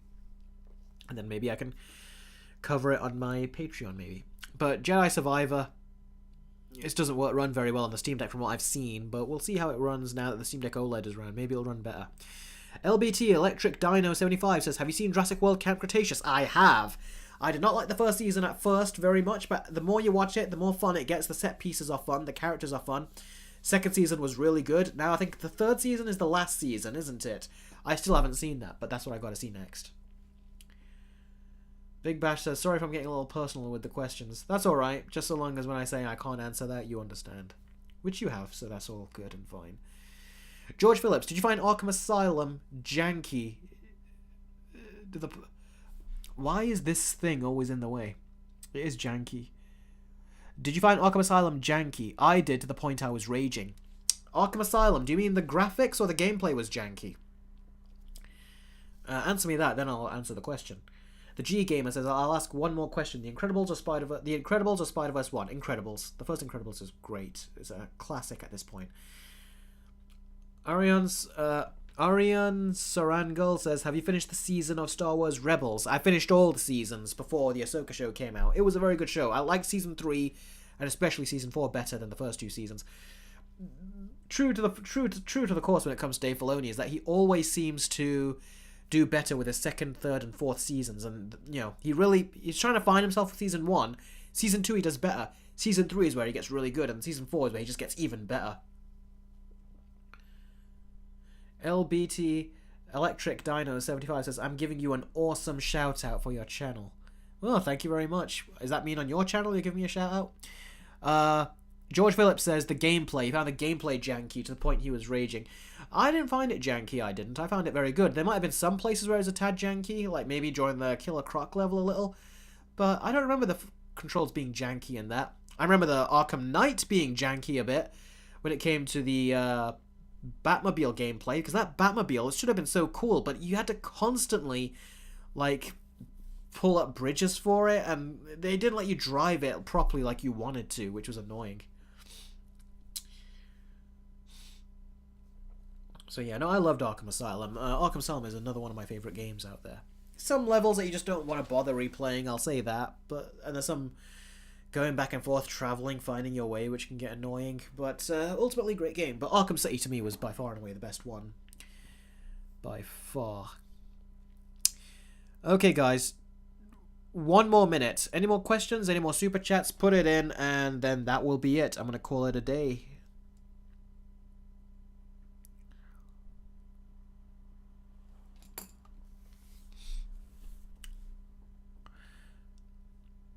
Cole Bonnell says, what's your rating for Star Wars The Force Awakens? 2 out of 10 at this point. 2, maybe 3 out of 10. I hated switching from... George Phillips says, I hated switching from countering to Batarang gaming. You mean from countering when you press the button and the blue stuffers on their heads, and then throwing a Batarang during the combat? Is that what you're talking about? Big Vash says, great stream, Eric, made my day. Oh, that's nice to hear. Thank you very much. George Phillips goes, I'm in the middle of City now. That's great. The controls to me in those Batman Arkham games were so good. Like, I became a master of those controls.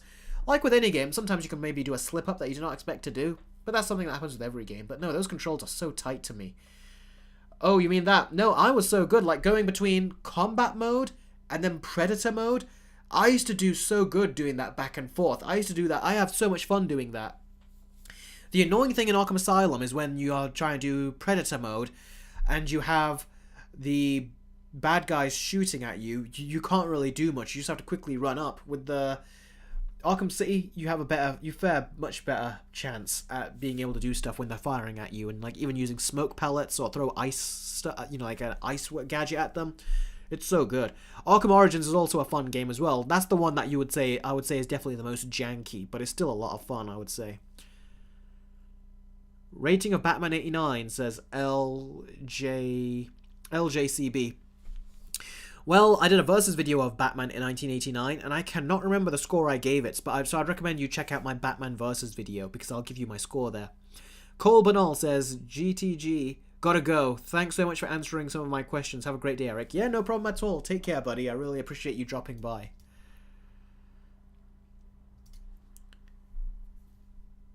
I'm going to finish them with when my OLED arrives. That is a great call. That is great, George. Again, if you have any problems with the speakers, they sound too tinny and they don't sound as good as the speakers on the previous Steam Deck, let me know and I'll give you a tip how to fix that. How it fixed it for me, at least. George Phillips says, you gave it a 7 out of 10. I remember. I was thinking that I'd give it a 7, but I couldn't remember for sure, so I didn't say it. Big Bash says, best game of 2023? Best game of 2023. I don't really know. Spider-Man 2? That is the only new game I've played of 2023. So, there's not enough games coming out. If that Batman, that Suicide Squad Kills the Justice League game was a Superman game, I would have bought a PS5 just for that. But instead, they delayed it because they knew people don't like it, and they're going to release the game next year, a game that no one wants. So, the rollout of the games that I would play have been incredibly slow with the new generation. Like, the only game I would buy a system for was Spider-Man 2, but that game is over now, and it's like, well, was it worth it? I don't really think it was. I think the first one was more worth it, the first Spider-Man game, but they need to release more and do better, and a variety of DC and Marvel games, but they're trying. Some of them are doing it very good. Like the Spider-Man games are like now the new Arkham games in terms of reputation of quality. But then you get DC now that are trying to like just monetize the games as much as they can, and not to mention that Gotham Knights game that was so bad that I've seen it on like crazy discounts all over the place. LJCB says Spider-Man 2 is great so far. Yeah, it is great, but I wouldn't say it was worth like a system seller, if you know what I mean, which is kind of what I hoped it would be. That's my only sort of like gripe with that, because when I bought the PS4 to play Batman Arkham Knight, it felt like it was a worthy purchase. But when I did it for Spider-Man 2, it didn't feel like it was as worthy of a purchase. Big Bash goes, what year do you like more, 2013 or 2023? I don't know, I'm not really comparing it to much, but if I would say, well, in 2013, I don't think I was really that happy because I was having to do a job that I didn't really like at the time, but I just kind of had to. I was younger then, but now I'm older and I'm finding other ways to do things that I, chase, like, goals that I want, so I would say sticking with what I'm doing makes me happy. So 2023 makes me happier. George Phillips, because of Steam sales, I've got so many games to play, it's ridiculous, I need to stop buying games. Yeah, I went through that too. I just stopped buying them now. It's because there really isn't any other ones that I want, and I've done a lot of emulators too. Like on the PlayStation 3 emulator, I put the X-Men Origins Wolverine game on it, and I just keep playing a couple of my favourite levels over and over just so I can start cutting enemies up in gruesome, bloody, gory fashion, and I upped it to 60 frames per second as well with the emulator. I played the Bourne Conspiracy game on it too, but it comes to a point where I was stopping, and I haven't played it for months and months and months and months and months, but I do need to get back to that. Hopefully at some point I will, but I've got so many other games that I need to play that I haven't done that yet. Then I've got movies to watch, and I've got work to do, so it's like, yeah, I just don't have time to play some, so I might just stop playing that Bourne game now. Might revisit it when I got a lot of free time, and I've freed up a lot of games that I've freed up and beaten a lot of games, but in the meantime, yeah, not really. But then when you don't go back to a game for a long time, you forget the controls, and that kind of gets annoying, doesn't it? Alright guys, I know I keep saying this, but I mean it now. One more minute, then I'm heading out. George Phillips goes, so I got the Steam Deck instead. Yeah, very good choice. I'm waiting for the Steam Deck 2 when that comes out. But at the same time, what other better games are there? The only thing it will do is it'll run my current games even better that are probably struggling a bit to run at 60 frames per second. Or to run at a consistent 60 frames. But that's about it. So, yeah, the G Gamer says, alright, I'm going to head out. Take care, Eric. Yeah, take care too, G Gamer. Thanks for dropping by. I'm going to head out now too in about a minute. So if you want to stick around for that last minute, you can. But I'm going to head out now too.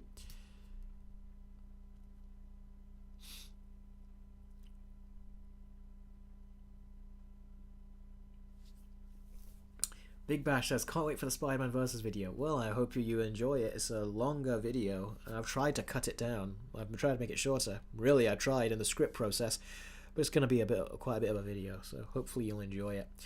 LBT Electric Dino says, I'll see you later, and good luck, and thanks for responding me, and I'm heading out. Well, yeah, no problem. Thanks very much. Take care, buddy. I'm going to leave in like about 30 seconds now, so if you want to stick around for that, you can go ahead and do that. Life finds a way. The Boys Season 4 is coming. I know. I'm going to be covering it on my Patreon soon for my Patreon members.